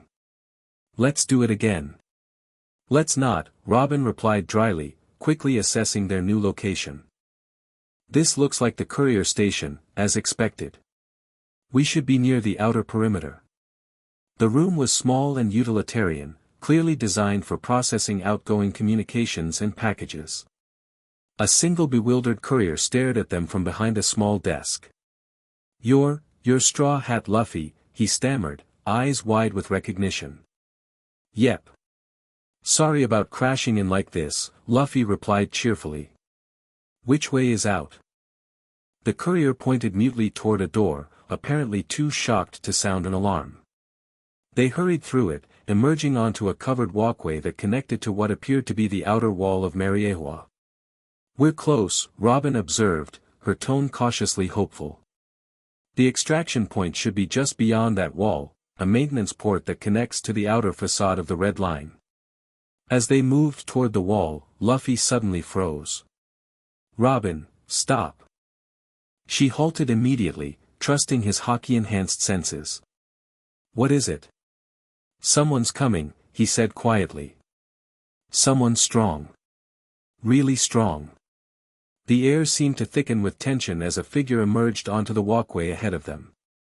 Tall and muscular, dressed in the white uniform of CP0, complete with the distinctive mask that covered the upper portion of his face. Despite the mask, there was no mistaking his identity, especially with the white pigeon perched on his shoulder. "Rob Lucci," Robin breathed, instinctively taking a defensive stance. "Straw Hat Luffy. Nico Robin." Lucci's voice was as cold and precise as Luffy remembered. "I've been waiting for this encounter." Luffy stepped forward, positioning himself between Robin and the CP0 agent. "Get to the extraction point, Robin. I'll handle him." "You misunderstand the situation," Lucci stated calmly. "This isn't Eni's lobby. You're in Mariewa, the heart of world government power. There will be no escape for either of you." As if to emphasize his point, additional CP0 agents appeared at both ends of the walkway, effectively trapping them. Luffy assessed the situation quickly. He could probably defeat Lucci again, though it wouldn't be easy. But the additional agents complicated matters, especially with Robin to protect and the crucial data crystal they needed to deliver. "Robin," he said quietly, "when I move, run for the extraction point. Don't wait for me." She shook her head. "I won't leave you here. The mission comes first," he insisted, echoing the revolutionary principle Dragon had drilled into him. "That data needs to reach headquarters." Before Robin could protest further, Lucci attacked. He moved with even greater speed than Luffy remembered, closing the distance between them in a heartbeat. Finger pistol. The deadly technique aimed straight for Luffy's heart. Gum Gum Jet Pistol. Luffy countered, his stretching fist meeting Lucci's attack midway. The impact created a shockwave that shook the entire walkway. Neither fighter yielded, each recognizing the other had grown stronger since their last encounter. "You've improved," Lucci acknowledged, a hint of anticipation in his voice. "Good. I would have been disappointed otherwise." "So have you," Luffy replied, shaking out his hand. "But I'm still gonna kick your ass." Lucci smiled thinly. "Your confidence is misplaced. I've analyzed every aspect of our previous battle. Your techniques, your weaknesses, your tendency to protect others at your own expense." His gaze shifted briefly to Robin. "A weakness I intend to exploit fully." He attacked again, this time employing his life return technique to manipulate his body's shape and mass. His form blurred as he launched a combination of shave and tempest kick techniques, creating slashing air projectiles that targeted both Luffy and Robin simultaneously. Luffy dodged most while deflecting others with his hardened arms. "Robin, go. Now." This time she complied, sprinting toward the outer wall while using her devil fruit powers to create a chain of arms that pulled her forward with greater speed. The CP0 agents moved to intercept, but Luffy wouldn't allow it. Gum Gum Jet Gatling. His rapid-fire attack created a virtual wall of fists that forced the agents to defend themselves rather than pursue Robin. Lucci, however, wasn't so easily distracted. Paper art. He seemed to become insubstantial, slipping through Luffy's barrage with fluid movements before reappearing behind him. Six King Gun. The powerful shockwave technique struck Luffy directly in the back, sending him crashing into the wall with enough force to crack the stone. Despite the pain, he grinned as he saw Robin reach the maintenance port and begin working to open it. "You're too late," he told Lucci, struggling back to his feet. "She's getting away with everything we came for." "A minor setback," Lucci replied coldly. The data can be modified remotely. Safeguards were built into Operation Bloodline specifically to counter theft. Luffy's grin faltered slightly. Was Lucci bluffing? Or had they anticipated even this possibility? No time to worry about that now. Robin had the port open and was signaling to him. Their extraction team waited on the other side, a small revolutionary craft anchored to the vertical face of the Red Line using specialized equipment. Sorry, pigeon guy, Luffy taunted. Gotta run. He launched into his gear second again, steam rising from his body as he prepared for a decisive attack. Lucci likewise shifted into his hybrid form, the fearsome leopard-human combination that amplified his already formidable abilities. You won't escape, Lucci growled, his voice deeper in this transformed state. Shave. He vanished from sight, moving at speeds that would be invisible to most opponents. But Luffy had fought him before and had since honed his observation haki considerably. There. Luffy pivoted, meeting Lucci's reappearance with perfect timing. Gum Gum Jet Rifle. His twisting, haki-infused punch connected with Lucci's chest, driving the CP0 agent backward. For the first time, surprise registered on Lucci's typically impassive face. Your haki has developed, he observed, wiping a trace of blood from his mouth. Interesting. I've learned a few things since Eni's lobby, Luffy replied. Now, if you don't mind, I've got places to be. He turned and sprinted toward the maintenance port where Robin waited. Lucci pursued immediately, closing the gap with alarming speed. Just as Luffy reached the port, he felt Lucci's clawed hand grasp the back of his shirt. You're not going anywhere, Straw Hat. Robin's eyes widened as she saw Lucci's grasp on Luffy. Without hesitation, she crossed her arms in her characteristic pose. Clutch. Arms bloomed across Lucci's body, attempting to bend him backward in her signature submission hold. But the CP0 agent's monstrous strength allowed him to resist, though his grip on Luffy loosened momentarily. It was enough. Luffy twisted free, grabbing Robin around the waist as he dove through the maintenance port onto the extraction vessel waiting below. Go, go, go, he shouted to the revolutionary crew as they landed on the deck. The small craft immediately disengaged from the Red Line, its engines roaring to life as it began a rapid descent toward the cloud line below Mariehua. Lucci appeared at the port, his leopard-human form silhouetted against the light from inside. For a moment, he simply watched their escape vessel, making no move to pursue. This changes nothing, Straw Hat, he called, his voice carrying clearly despite the growing distance. Operation Bloodline continues. And next time, there will be nowhere to run. Then he was gone, withdrawing into Mariehua as alarm bells began ringing throughout the holy city.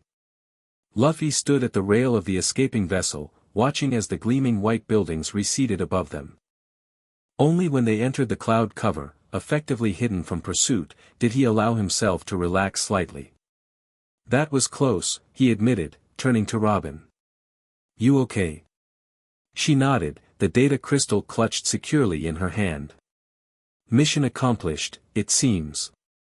Though Lucci's comment about remote safeguards concerns me. Dragon's tech people can figure that out, Luffy assured her. The important thing is we got what we came for and we both got out. Robin studied him thoughtfully. You've become quite the revolutionary, Luffy. Dragon would be proud. Luffy grinned, adjusting his straw hat. I'm still learning. But yeah, I think he might be. His expression grew more serious. Do you think Lucci was telling the truth? About being able to change the data remotely? It's possible, Robin acknowledged. But even corrupted data can provide clues. And we've confirmed the identity of the architect, that alone makes the mission worthwhile. The revolutionary vessel continued its descent through the clouds, following a carefully plotted course to avoid marine patrol routes. Above them, Mariehua undoubtedly seethed with activity as the world government dealt with the unprecedented breach of their holiest city. What happens now? Robin asked as they watched the clouds drift past. Now we take this info back to Dragon, Luffy replied. Then we find the rest of our crew before Lucci can get to them. The conviction in his voice was absolute.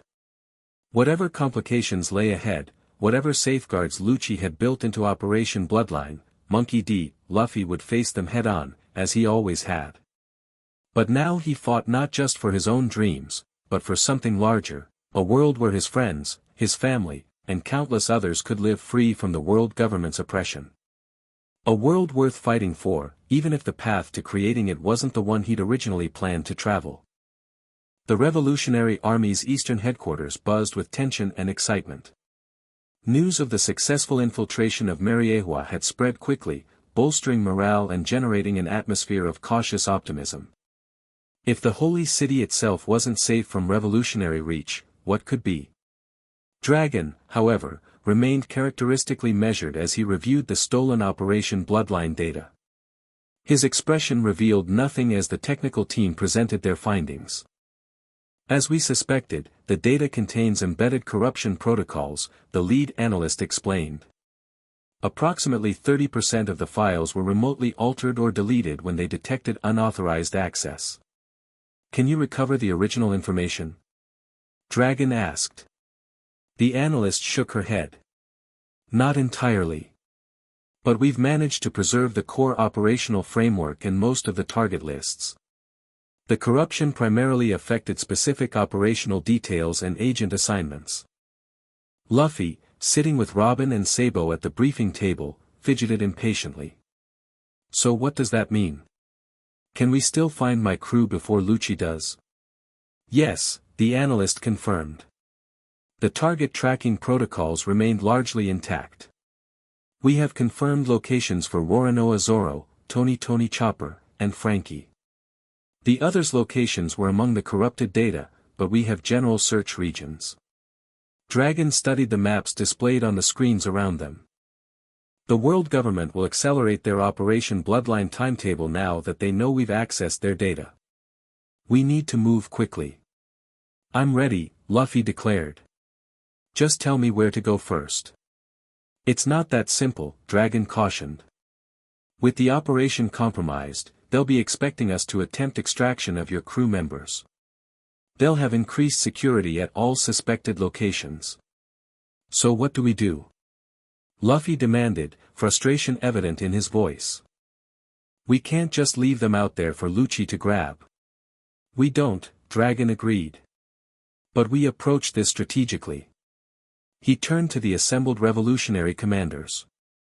Prepare multiple extraction teams, small, fast-moving units capable of independent action. We'll coordinate simultaneous operations to retrieve as many of Luffy's crew as possible before the world government can react. The commanders nodded, immediately beginning to draft team assignments and operational plans.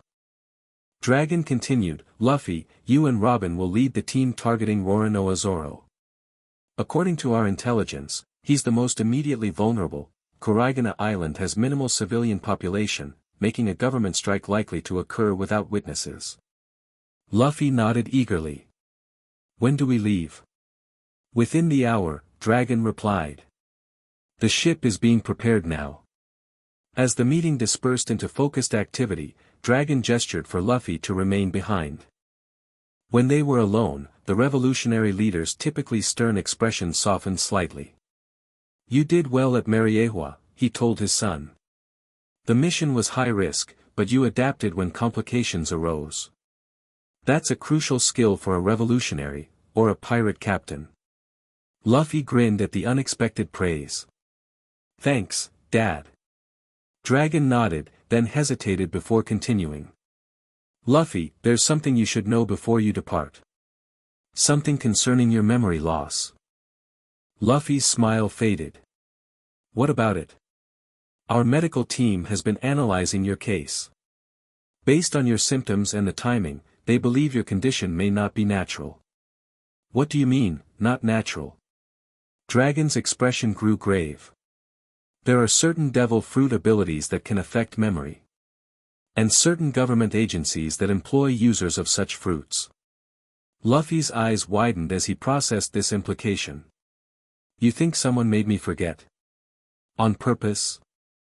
It's a possibility we need to consider, Dragon confirmed. The specific gap in your memories, the period covering Impel Down, Marineford, and Ace's death, would be strategically valuable to remove.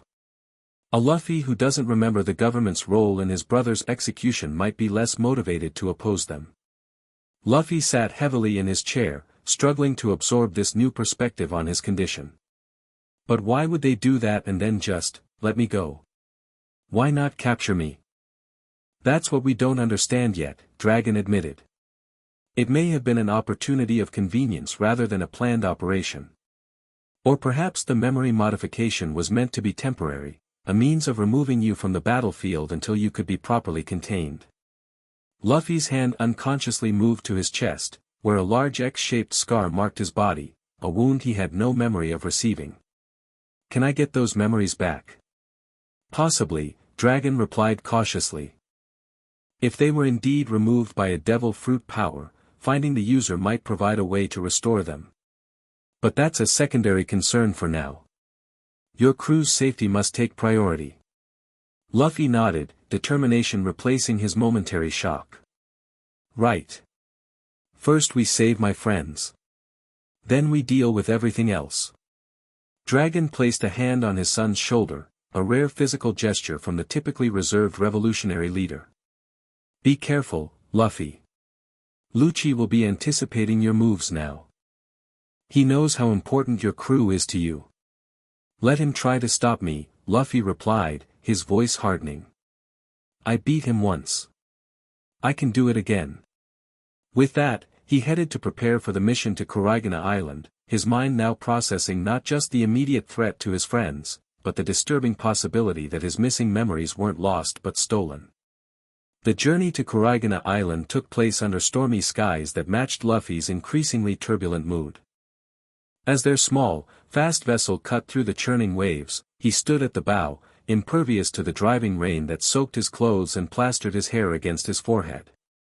Robin approached, holding an umbrella that did little against the sideways rain. You should come inside, Luffy. We'll reach the island by morning. You need rest. He shook his head. Can't sleep. Too much thinking. About Zoro? About everything. Zoro, the crew, these memories I can't remember. He turned to face her, rain dripping from his straw hat. Robin, does it seem weird to you? That I can't remember something as important as Ace's death? She considered carefully before answering. Memory is complex, Luffy. Trauma affects people in different ways. But. She hesitated, Dragon's theory has merit. The precision of your memory gap is unusual. I feel like part of me is missing, Luffy admitted, staring out at the dark horizon. Not just memories, but something bigger. Something important. Robin moved closer, sharing her umbrella despite its ineffectiveness. Whatever happened, whatever was taken from you, you're still Monkey D. Luffy. Nothing can change your core essence. He smiled faintly at her reassurance. Yeah, I know. But I want those memories back, Robin. Even if they hurt. Ace deserves to be remembered. We'll find a way, she promised. After we secure the crew. Luffy nodded, his focus returning to their immediate mission. Zoro's probably annoyed we're coming to rescue him. He hates being helped. Robin chuckled softly. Indeed. Though I imagine even his pride will yield to the pleasure of seeing you again. If he recognizes me, Luffy joked weakly. I don't exactly look like a pirate captain anymore. It was true. His revolutionary attire, practical, dark-colored clothing designed for stealth and combat, was a far cry from his usual casual pirate wear. Even his signature straw hat was now partially covered with waterproofing that made it less recognizable. Some changes go deeper than appearance, Robin observed. You've evolved, Luffy. Leading differently, thinking more strategically. But your heart remains the same, and that's what Zoro and the others will recognize immediately. The conversation paused as a massive wave struck the vessel, sending spray high over the bow. Neither revolutionary flinched, having grown accustomed to the sea's violence during their time with the Revolutionary Army. "We should be prepared for resistance on Kurigana," Robin noted, changing topics. "If our intelligence is correct, the island is the current residence of Dracul Mihawk." Luffy's eyebrows rose. "Hawkeyes? The warlord? What's Zoro doing with him?" "Training, perhaps. Zoro's ambition has always been to defeat Mihawk and claim the title of world's greatest swordsman." "Ha!" Luffy considered this. "That'd be just like Zoro, using even our separation to get stronger." A faint smile crossed Robin's face. "We've all found ways to adapt. Though I must say, finding you as a revolutionary operative was perhaps the most surprising adaptation of all." Luffy grinned. "Still gonna be Pirate King someday. Just taking a detour to fix the world first." The storm intensified around them, lightning briefly illuminating the distant silhouette of an island on the horizon. Kurigana, their destination, and hopefully, the location of the first crew member they would rescue from Operation Bloodline's grasp. Dawn broke gray and misty over Kurigana Island as their vessel approached its forbidding shores. The island lived up to its reputation, dark, craggy cliffs crowned with dense forests where ruins of an ancient civilization peeked through the vegetation. A pervasive gloom hung over everything, as if sunshine never quite reached this place. Luffy, Robin, and their small extraction team, for revolutionary operatives specialized in rapid deployment, surveyed the island from their concealed position in a small cove. "No signs of marine presence yet," noted Emmy, the team scout, as she lowered her spyglass. "But there's definitely someone at that castle on the central peak." Mihawk's residence, Robin identified. According to historical records, it belonged to the island's royal family before the kingdom fell centuries ago. Luffy stretched his arms and legs, preparing for action. "So what's the plan?" "Storm the castle." "Stealth first," corrected Davi, the team leader. "We confirm Roronoa's location before making any moves. If world government forces are already here, we need to know before revealing ourselves." Luffy nodded reluctantly, having learned enough about revolutionary tactics to recognize the wisdom in this approach. "Fine. But if Zoro's in trouble, I'm not waiting." "Understood," Davi acknowledged. "Let's move out." Standard formation, communications on secure channel 3.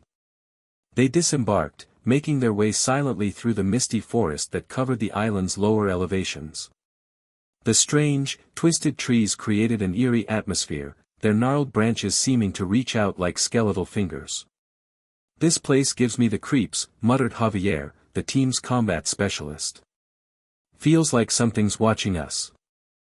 "Something is," Robin replied calmly, pointing to what appeared to be large primates observing them from the tree canopy. "Human drills, baboons known for mimicking human behavior. This island is famous for them." "Great, monkey see, monkey do," Javier grumbled. "They're more dangerous than they appear," Robin cautioned. "They observe and replicate fighting styles of humans they encounter.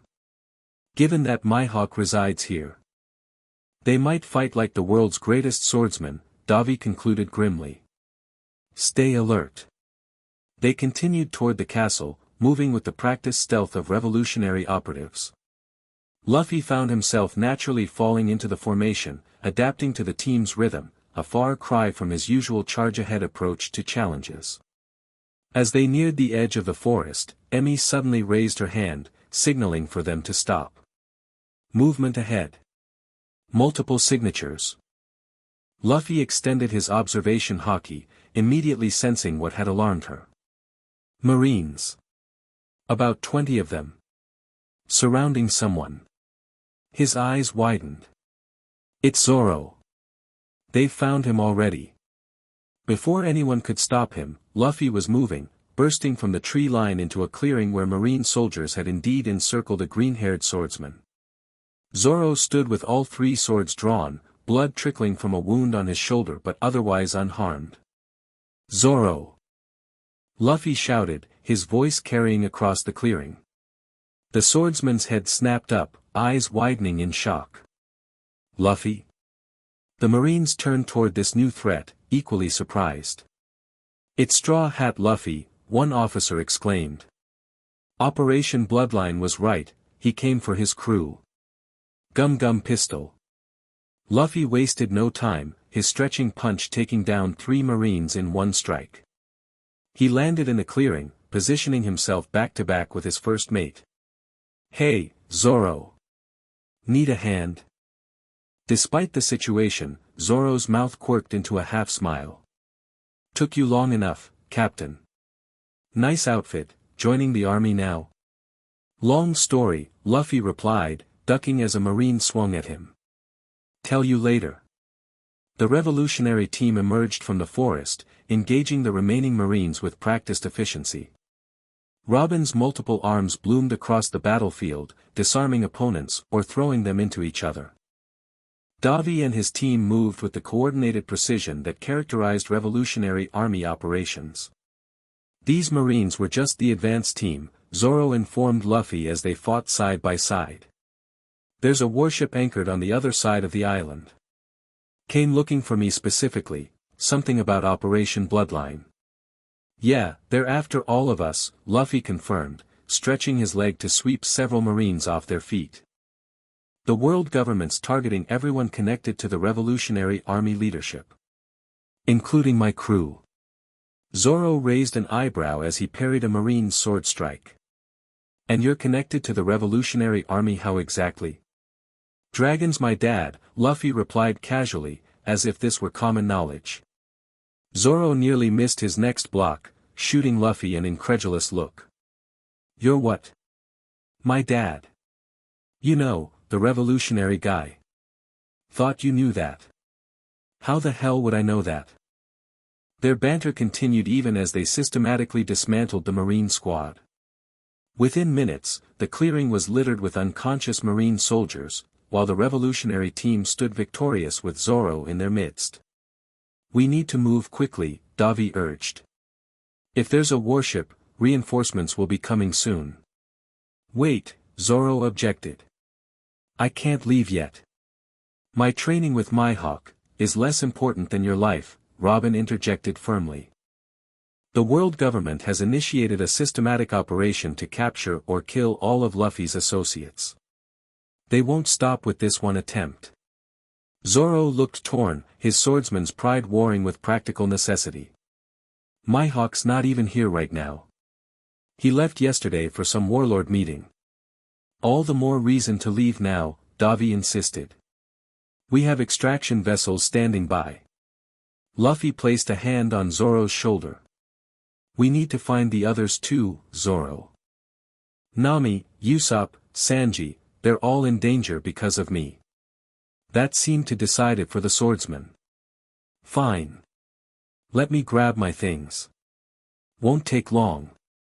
As Zoro hurried toward a small structure near the edge of the clearing, apparently his temporary residence during training, Luffy's observation haki suddenly flared in warning. "Everyone down," he shouted, just as a barrage of arrows rained into the clearing from the surrounding forest. The team dropped instantly, years of training making the response automatic. But these weren't ordinary arrows, they curved in midair, changing direction to follow their targets. "Homing arrows?" Emmy exclaimed, rolling to avoid one that pursued her with uncanny precision. "No," Robin realized, watching their behavior. "They're being controlled. Black blade technique, Mihawk's specialty, though this isn't his level of power." From the forest emerged a squad of human drills, each carrying crude but effective swords. Their movements were eerily human-like, mimicking swordsmanship stances with disturbing accuracy. "The baboons," Javier groaned. "They've learned from Mihawk.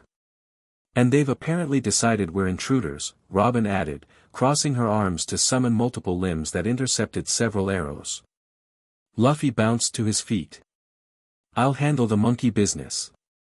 You guys get Zoro and head for the ship." Without waiting for acknowledgement, he charged toward the human drills, his rubber limbs stretching to engage multiple opponents simultaneously. The baboons proved surprisingly formidable, countering with sword techniques that indeed resembled a crude version of Mihawk's legendary style. Gum Gum Gatling. Luffy's rapid-fire punches overwhelmed the first wave of human drills, sending them flying backward into the trees. But more emerged, seemingly drawn by the commotion.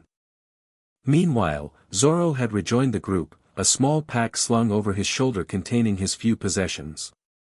"Those damn baboons again," he muttered. "Been fighting them for weeks. You know how to handle them?" Davi asked. Zoro nodded, drawing his swords once more. "They mimic what they see, but they don't understand the spirit behind the techniques. That's their weakness." He moved to join Luffy, his three-sword style creating a whirlwind of steel that complemented Luffy's rubber attacks perfectly. Despite their separation, the captain and first mate fell instantly back into their natural rhythm, fighting as if they'd never been apart. Just like old times, Luffy grinned, ducking as Zoro's blade whistled over his head to intercept a humandrill's attack. "Except for the weird outfits and revolutionary backup," Zoro replied dryly. Three-sword style, Dragon Twister. The powerful technique created a tornado-like effect that scattered the remaining humandrills, clearing their path back toward the forest. "Now!" Davi called. While they're regrouping, the team retreated into the trees, moving swiftly toward their extraction vessel. Behind them, they could hear more humandrills gathering, along with distant shouts that suggested marine reinforcements were indeed approaching from the other side of the island. They reached the cove where their ship waited, quickly boarding and preparing for immediate departure. As the vessel pulled away from shore, Zoro stood at the rail beside Luffy, watching Kurigana Island recede behind them. "So," the swordsman said finally, "your dad is Monkey D. Dragon, and now you're working with the Revolutionary Army. Anything else I missed while we were separated?" Luffy's expression clouded slightly. "Ace died. At Marineford. I was there, but I don't remember it." Zoro's typical stoicism faltered, genuine shock and sympathy crossing his face. "Luffy, I don't know what to say. I hadn't heard." "It's okay. I'm dealing with it." Luffy managed a small smile. "Having you back helps. 1 down, 7 to go. The others? You know where they are." "Some of them," Robin answered, joining their conversation. "Chopper is next on our list, Torino Kingdom in the South Blue." Zoro nodded, his expression settling back into determined resolve. "Then that's where we're heading. The crew comes first." He studied Luffy for a moment longer. "You've changed, Captain. Not just the clothes. You too," Luffy observed. "Stronger. I can feel it." A brief smile crossed Zoro's face. "Had to keep up with my captain, right? Even if he decided to become a revolutionary while I wasn't looking." Luffy laughed, the sound carrying across the water, perhaps the most genuinely carefree sound he'd made since joining his father's organization. Having Zoro back, even in these strange circumstances, felt right, like a missing piece clicking back into place. As their vessel set course for Torino Kingdom, the revolutionary team couldn't help but notice the change in Luffy's demeanor. With his first mate at his side, some essential quality of the Straw Hat Captain seemed restored, a particular confidence, a specific type of joy that only emerged in the presence of his crew. The mission to rescue the Straw Hats had only just begun, but already it was clear that each reunion would not just save Luffy's friends from Operation Bloodline, it would gradually reconstitute the man himself, piece by piece, nakama by nakama. And perhaps, in that reconstitution, he might even recover what had been stolen from him, the memories of his brother's final moments, and the understanding of exactly who had taken them from him, and why. The Torino Kingdom expedition proved both easier and more complicated than anticipated.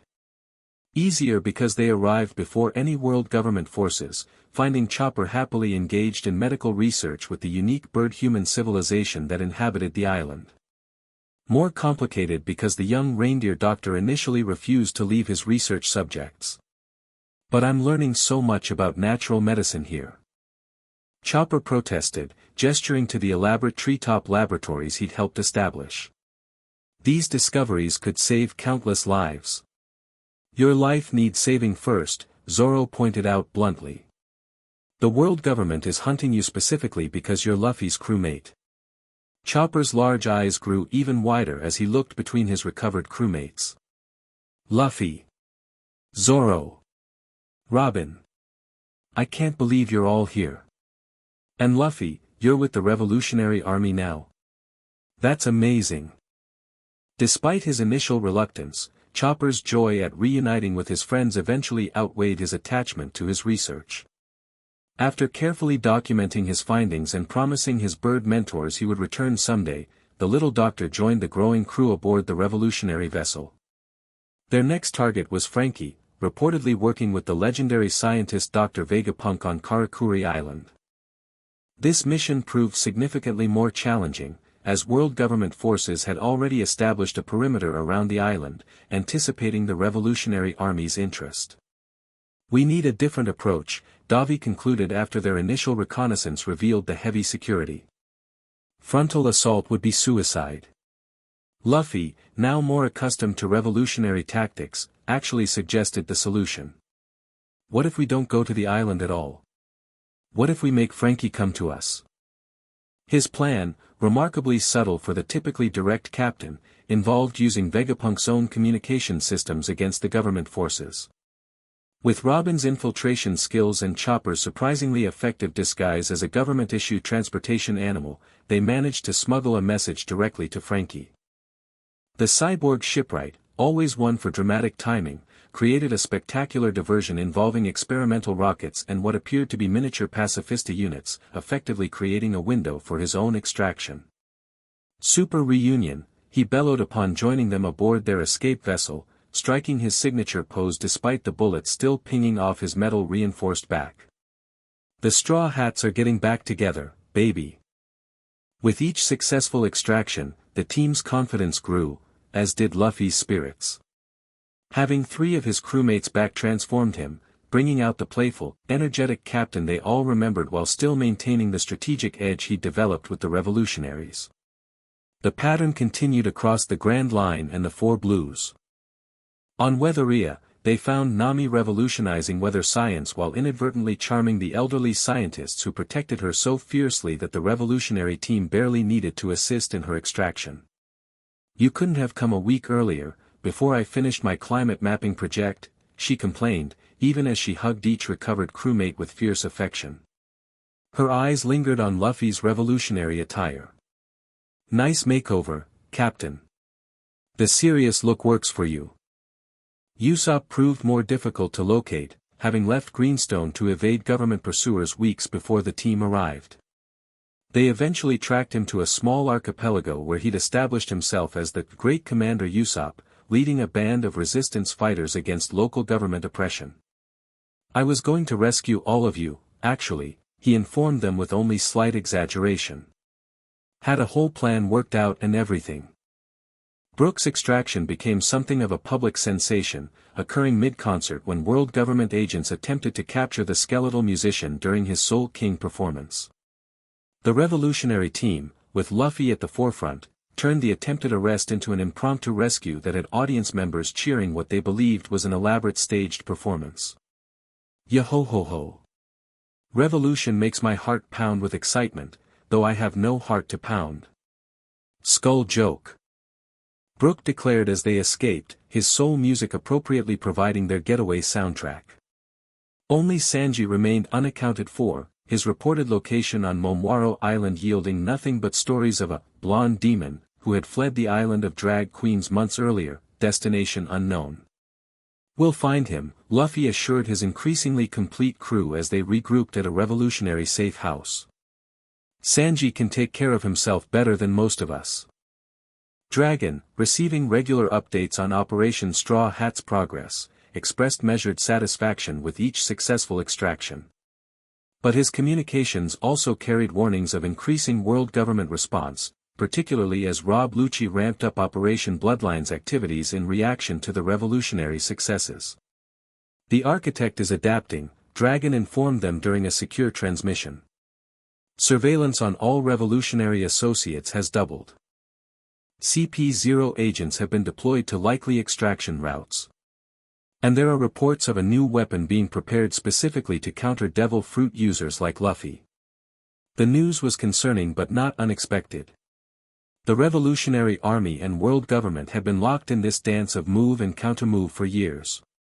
What had changed was the personal nature of the current conflict, Lucci's evident determination to capture Luffy and his crew specifically. "It's because I beat him at Eni's lobby," Luffy explained to his reunited crewmates. "He can't stand that I'm the only one who ever defeated him." "It's more than that," Robin observed. "You represent everything Lucci despises: freedom, compassion, loyalty. His absolute justice worldview cannot accommodate someone like you succeeding." Zoro nodded in agreement. "Plus, you're Dragon's son. Capturing you would be a double victory for him, personal revenge and professional advancement." As they discussed strategies for locating Sanji and evading the increasingly aggressive world government forces, an urgent transmission came through from Revolutionary Headquarters. "Priority alert," Dragon's voice came through, uncharacteristically tense. "Our intelligence network has detected unusual movement patterns in Marine Fleet deployments. Analysis suggests they're preparing for a major operation against a revolutionary target." "Which target?" Davi asked, immediately on alert. "Unknown," Dragon replied. "But the scale suggests either a headquarters assault or..." He paused momentarily, "a trap for high-value targets." Luffy's eyes narrowed. "Like me and my crew." "Precisely. All revolutionary units are advised to maintain strict communication protocols and avoid predictable movements. Luffy, your team should..." The transmission suddenly cut off, replaced by static. Davi immediately tried to re-establish the connection, but to no avail. "Signals being jammed," he reported grimly. "And not just the revolutionary frequency, all communications in this sector." A heavy silence fell over the group as the implications sank in. "It started," Robin said quietly. "Whatever Operation Dragon detected." Luffy stood, his expression determined. "We need to move. Now. If they're jamming communications, they know we're in this area." No sooner had he spoken than the building shook with the impact of what could only be a bombardment. "Marine artillery." Nami confirmed, her weather expertise allowing her to differentiate between natural and man-made atmospheric disturbances. "Heavy caliber, likely from a battleship." "How did they find us?" Usopp panicked. This was supposed to be a secure location. Frankie was already at the window, assessing the situation with his cyborg-enhanced vision. 3 battleships within firing range. Standard marine configuration, plus, something else. He frowned. "There's a smaller vessel approaching. Doesn't match any marine design I'm familiar with." Luffy joined him at the window, his observation haki stretching outward to sense the threat. What he felt made his blood run cold. "Lucci," he stated, his voice hardening. "He's on that smaller ship. And he's not alone. There's someone else, someone strong." Zoro unsheathed his swords, immediately preparing for battle. "How strong?" Luffy's expression was grave. "Admiral-level strong." The revolutionary team exchanged alarmed glances. An admiral and CP0, backed by 3 battleships, this was no ordinary pursuit. This was a concentrated effort to capture or kill everyone in the building. "We need an escape plan," Davi urged. "The tunnels beneath the safe house lead to a hidden cove on the western shore." "They'll be watching for that," Robin countered. "Standard world government procedure is to secure all known escape routes before initiating an attack. So we make a new escape route." Luffy decided. He turned to his shipwright. "Frankie, can you build us something that flies?" The cyborg grinned, immediately understanding his captain's thinking. "With the materials here? Nothing that would carry all of us. But His mechanical mind worked rapidly. I could modify the revolutionary transport vehicle in the garage. Make it seaworthy enough to break through the marine blockade. Do it, Luffy ordered. Everyone else, grab whatever you need. We leave in 5 minutes. As the crew scattered to prepare for their escape, Luffy pulled Zoro and Robin aside. I need you two to lead everyone to the ship, he told them quietly. I'm going to create a diversion. Zoro's eye narrowed. You mean you're going to fight Lucci and an admiral alone? Not happening, Captain. Not alone, Luffy clarified. With you.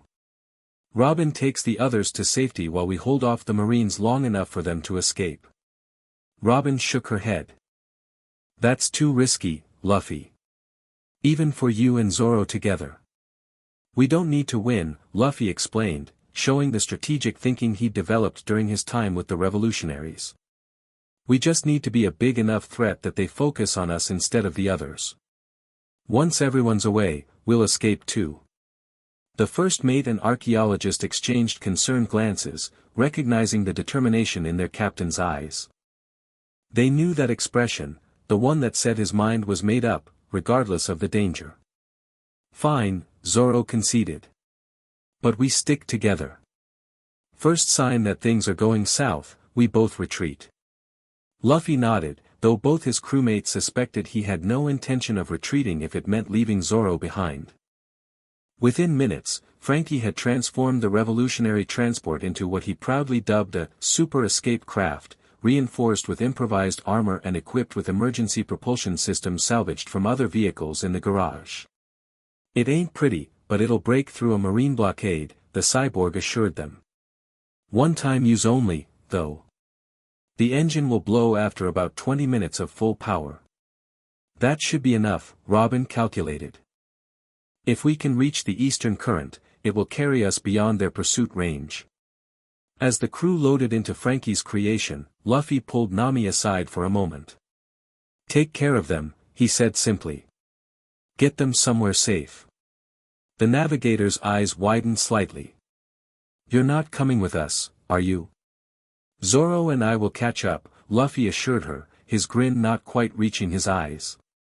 We're just gonna say hello to some old friends first.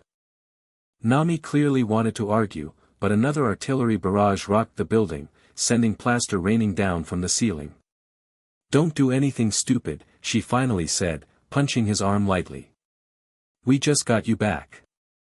I'm not losing my captain again. Luffy's grin became genuine. Wouldn't dream of it. Now go. As the makeshift escape craft roared to life in the garage, Luffy and Zoro headed for the roof. The bombardment had stopped, a sign that ground forces were likely moving in for close-quarters combat and capture. Ready for this? Luffy asked, adjusting his straw hat. Zoro tied his bandana around his head, his traditional signal that serious battle was imminent. Just like old times.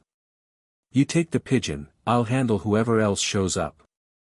They emerged onto the roof just as Franky's vehicle burst from the garage below, smashing through the perimeter fence and heading toward the shoreline at breakneck speed. Marine forces immediately gave chase, but as Luffy had predicted, their attention quickly shifted when they spotted the Revolutionary Army's most wanted new recruit standing defiantly on the rooftop. There he is. Straw Hat Luffy. Gunfire erupted, bullets pinging harmlessly off Luffy's rubber body. Zoro deflected the few shots that came his way with lightning-quick sword movements. In the harbor, the smaller vessel Franky had noted earlier docked, and two figures disembarked. Even from a distance, Luffy recognized Rob Lucci's distinctive silhouette, his white pigeon perched on his shoulder. The second figure wore a Marine Admiral's coat, though Luffy couldn't immediately identify which admiral it was. Company's coming, Zoro noted, watching the two powerful enemies approach the safe house. Any particular strategy, or just hit them till they stop moving? Luffy cracked his knuckles. Hit them hard, hit them fast, then run like hell once the others are clear. Zoro grinned ferally. Works for me. They didn't have to wait long.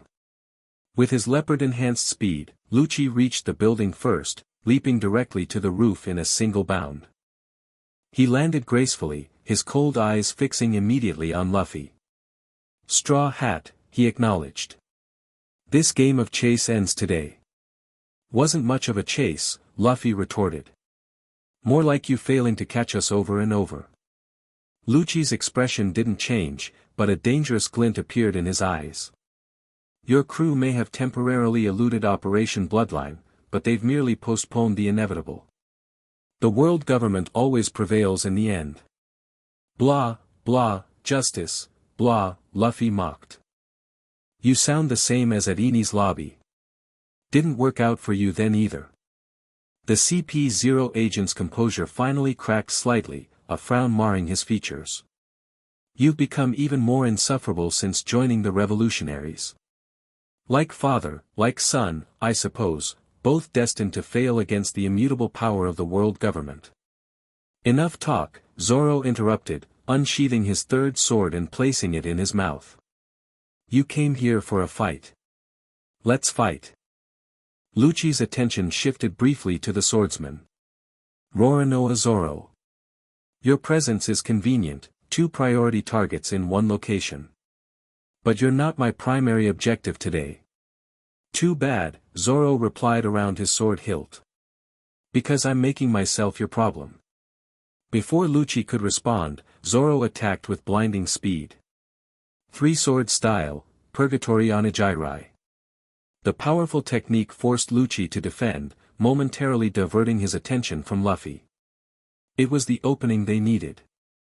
"Gear second," Luffy announced, his skin flushing pink as steam rose from his body. Gum Gum Jet Pistol. The enhanced attack caught Lucci in the shoulder as he defended against Zoro, spinning him halfway around.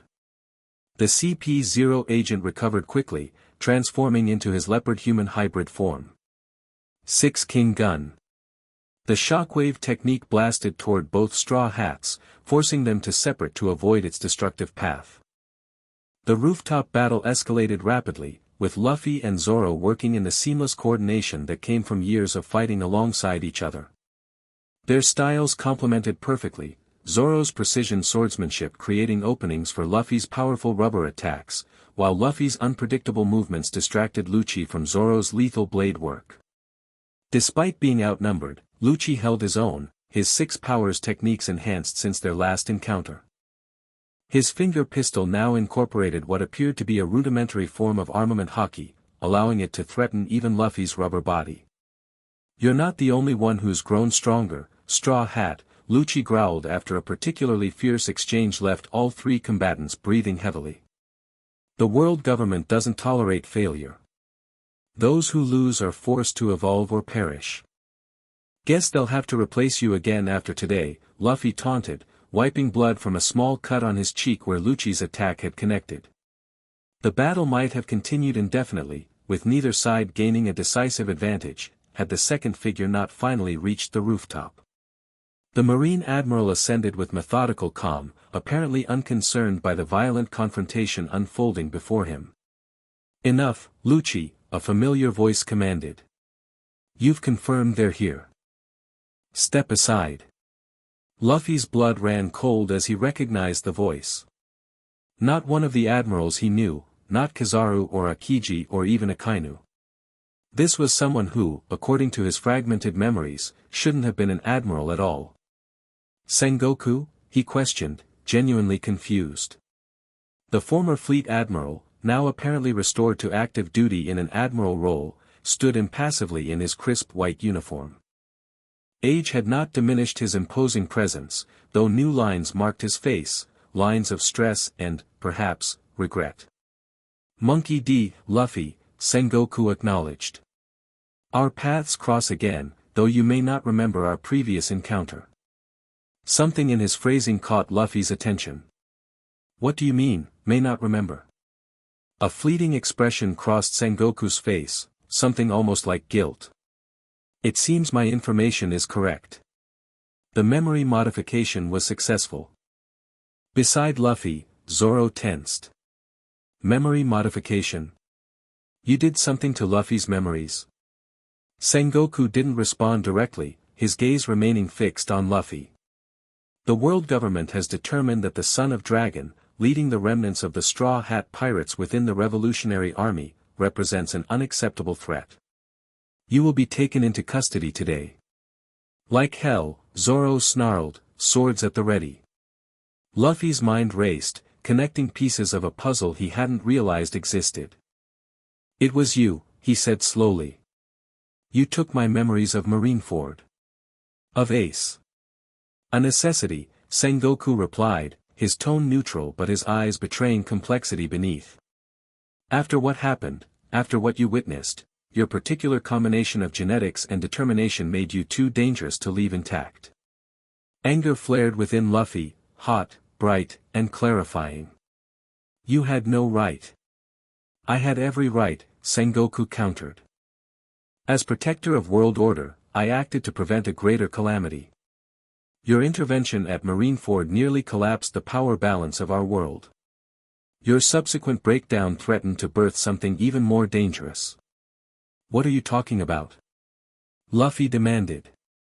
What breakdown? What happened at Marineford that was so important you had to erase it from my mind? For the briefest moment, something like compassion crossed Sengoku's weathered face.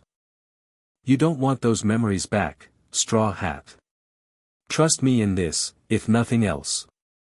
Not your call to make, Luffy growled, dropping into a fighting stance. Give them back. Sengoku sighed, resignation replacing any hint of sympathy. I see discussion is pointless. Very well. He removed his marine coat, revealing the muscular physique beneath that belied his advanced age. Rob Lucci, secure the perimeter. Ensure no one interferes with the capture operation. Lucci looked momentarily displeased at being sidelined but complied, leaping from the roof to coordinate the marine forces below. It's just you and us now, Zoro noted, adjusting his grip on his swords. 2 against 1. I like those odds. Sengoku's expression didn't change. You misunderstand the situation, Roronoa. This isn't a battle. It's an apprehension. Golden light began to emanate from his body. Human, Buddha model. His form expanded, growing to colossal proportions as he transformed into the massive golden Buddha that was his devil fruit manifestation. The safe house roof groaned under his enormous weight, the structure threatening to collapse entirely. Whoa, Zoro muttered. That's new. Luffy, however, showed no surprise, as if somewhere in his subconscious, he remembered this transformation from a battle he could no longer recall. Gear forth, he countered. Bound man. Luffy's body transformed as well, his muscles inflating in specific patterns as Haki turned his skin black and red. The air around him rippled with contained power as he rose slightly off the rooftop, bouncing on invisible currents. Zoro's eye widened. That's definitely new. The two titanic forces, the Golden Buddha and the Rubber Haki hybrid, regarded each other for a suspended moment. Then, simultaneously, they attacked. Gum Gum Calm Gun. Great Buddha Palm. The collision of their attacks created a shockwave that shattered every window in the safe house and sent marine soldiers below flying backward. The roof beneath them gave way entirely, both combatants crashing through to the floor below as debris rained down. Zoro leaped after them, determined not to let Luffy face this opponent alone. He found them trading blows in what had been the safe house's main hall, each impact causing the entire building to shudder. Despite Luffy's impressive transformation, it quickly became apparent that Sengoku's experience and control gave him a significant advantage. The former fleet admiral moved with surprising speed for his massive form, each strike calculated for maximum effect. Your power has grown impressively, Sengoku acknowledged as he blocked one of Luffy's enhanced attacks. But you lack the experience to use it effectively. Without your memories, you're fighting with only half your potential. Shut up. Luffy roared, frustrated by both the battle's difficulty and the repeated references to his missing memories. Gum Gum Rhino Schneider. The devastating attack connected, actually driving the giant Buddha backwards several steps. But Sengoku recovered quickly, countering with a shockwave technique that caught Luffy in mid-bounce, disrupting his aerial mobility. Zoro seized the opening, leaping in with his most powerful technique. Three-sword-style secret technique, 3,000 worlds. The attack scored across Sengoku's golden form, drawing first blood as it sliced through even his Buddha-enhanced defenses. The Admiral grunted in pain but responded with a sweeping backhand that sent Zoro crashing through a wall. "Your loyalty is admirable, Roronoa," Sengoku commented. "But misplaced. The path Monkey D. Luffy walks leads only to destruction, for himself and anyone who follows him." "That's where you're wrong," Zoro replied, pulling himself from the rubble. "Luffy's path leads to freedom. For all of us." The battle continued to escalate, the safe house disintegrating around them as powerful techniques demolished walls, floors, and support structures. Outside, Marine forces maintained their perimeter, while in the distance, Frankie's escaped craft had successfully broken through the blockade and disappeared over the horizon. "Your crew has escaped," Sengoku observed during a brief pause in the fighting. "Surrender now, and I give my word they won't be pursued immediately. Continue this futile resistance, and Lucci will be ordered to hunt them down without mercy." Luffy, breathing heavily as his Gear 4th began showing signs of its time limit approaching, exchanged a quick glance with Zoro. Their mission had been to create a diversion long enough for the others to escape. They'd succeeded. Now they needed to save themselves, but how, against an opponent of Sengoku's caliber? The answer came in an unexpected form. A massive explosion rocked the harbor, sending one of the marine battleships listing heavily to one side. A second explosion followed, then a third, each targeting the marine vessels. "What the?" Sengoku turned momentarily, distracted by the attack on his forces. Through the gaping holes in the safe house walls, Luffy spotted a familiar ship approaching at high speed, its distinctive revolutionary markings visible even at a distance. "Back up," he grinned, despite his exhaustion. "Looks like Dragon got our message after all." Sengoku's expression hardened as he assessed this new development. The Revolutionary Army arrives too late. This ends now. He raised both massive golden hands, preparing for a double palm strike powerful enough to demolish what remained of the building, and quite possibly Luffy and Zoro with it. But before he could complete the attack, a new voice cut through the chaos. "Diable jam, flambeage shot." A blazing leg connected with Sengoku's golden form from above, the unexpected attack disrupting his technique and causing him to stagger sideways. A familiar figure landed gracefully between Luffy and the Admiral, a blond man in a smart suit, one leg still smoking from the heat of his attack. "Sanji!" Luffy exclaimed, genuine joy breaking through his battle focus. "Sorry I'm late, Captain," the cook replied, straightening his tie casually as if he hadn't just kicked one of the world government's most powerful fighters. "Got a bit held up. Heard you were looking for me." Sengoku recovered quickly, his Buddha form regaining its balance. "Black Leg Sanji. The final piece of Luffy's inner circle. How convenient, I can capture all three of you at once." "I don't think so," Sanji replied coolly. "You see, I didn't come alone." As if on cue, the revolutionary ship fired again, this barrage targeting the safe house directly, or more specifically, the ground beneath it. The already damaged structure began to collapse entirely as the earth opened up below its foundation. "Time to go, Captain," Sanji urged, grabbing Luffy's arm. "Our ride's waiting." Zoro was already moving, understanding the plan immediately. "What about Buddha Boy?" "He can find his own way home," Sanji retorted. "Diable jam, grill shot." The powerful kick created a wall of fire between them and Sengoku, providing momentary cover as the three straw hats made a break for the harbor. Behind them, they could hear the Admiral's frustrated roar as he fought to extricate his massive form from the collapsing building. The revolutionary ship had maneuvered close to shore, a small landing craft already deployed to retrieve them. As they ran toward it, Marine forces regrouped to intercept, led by a furious Rob Lucci. "You won't escape, Straw Hat," the CP0 agent shouted, transforming into his leopard form as he charged. "Watch us," Luffy replied, summoning the last of his Gear 4th energy. Gum Gum Leo Bazooka. The devastating attack caught Lucci square in the chest, sending him flying backward into the pursuing marines like a bowling ball through pins. The path momentarily cleared, the 3 straw hats reached the landing craft, quickly boarding as revolutionary fighters provided covering fire. As they pulled away from shore, heading toward the main revolutionary vessel, Luffy looked back at the devastated safe house. Through the smoke and flames, he could make out Sengoku's golden form emerging from the rubble, the admiral watching their retreat with an unreadable expression. Something told Luffy this wasn't over, that Sengoku and Lucci would continue pursuing them with even greater determination after this defeat. But for now, they had won. The crew was reunited, safe aboard the revolutionary ship that even now was turning to make its escape.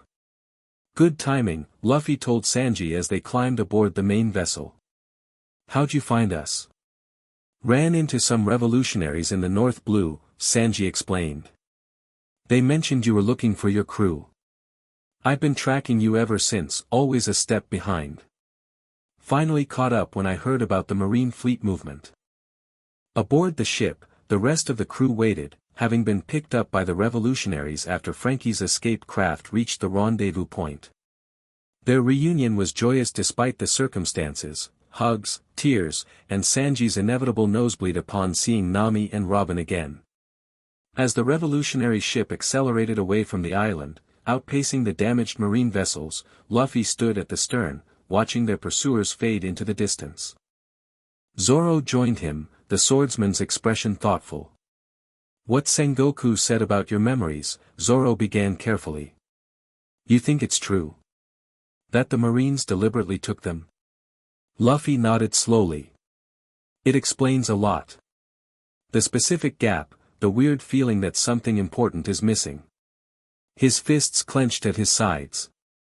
"They had no right." "No, they didn't," Zoro agreed. "But now we know it's possible to get them back."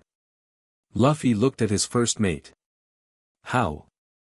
"If Sengoku took them, he can restore them," Zoro reasoned. "We just need to make him." A determined smile spread across Luffy's face. "I like the way you think, first mate." Behind them, the island that had nearly become their prison disappeared over the horizon. Ahead lay an uncertain future, one where the world government would hunt them with renewed vigor, where Operation Bloodline would evolve into something even more dangerous under Lucci's direction. But for the first time since joining the Revolutionary Army, Luffy felt complete. His crew, his family, was together again. Whatever challenges lay ahead, they would face them not just as revolutionaries fighting for abstract ideals of freedom and justice, but as nakama protecting each other and the bonds that defined them. And perhaps, with his crew restored, Monkey D. Luffy could finally reclaim the final missing piece of himself, the memories of his brother's sacrifice, and the understanding that would come with them. The storm that had been brewing since his fateful decision to join his father's revolution was finally breaking. But Luffy and his crew had weathered storms before.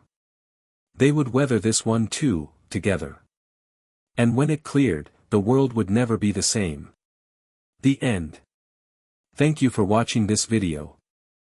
Please be sure to subscribe to our channel and like this video.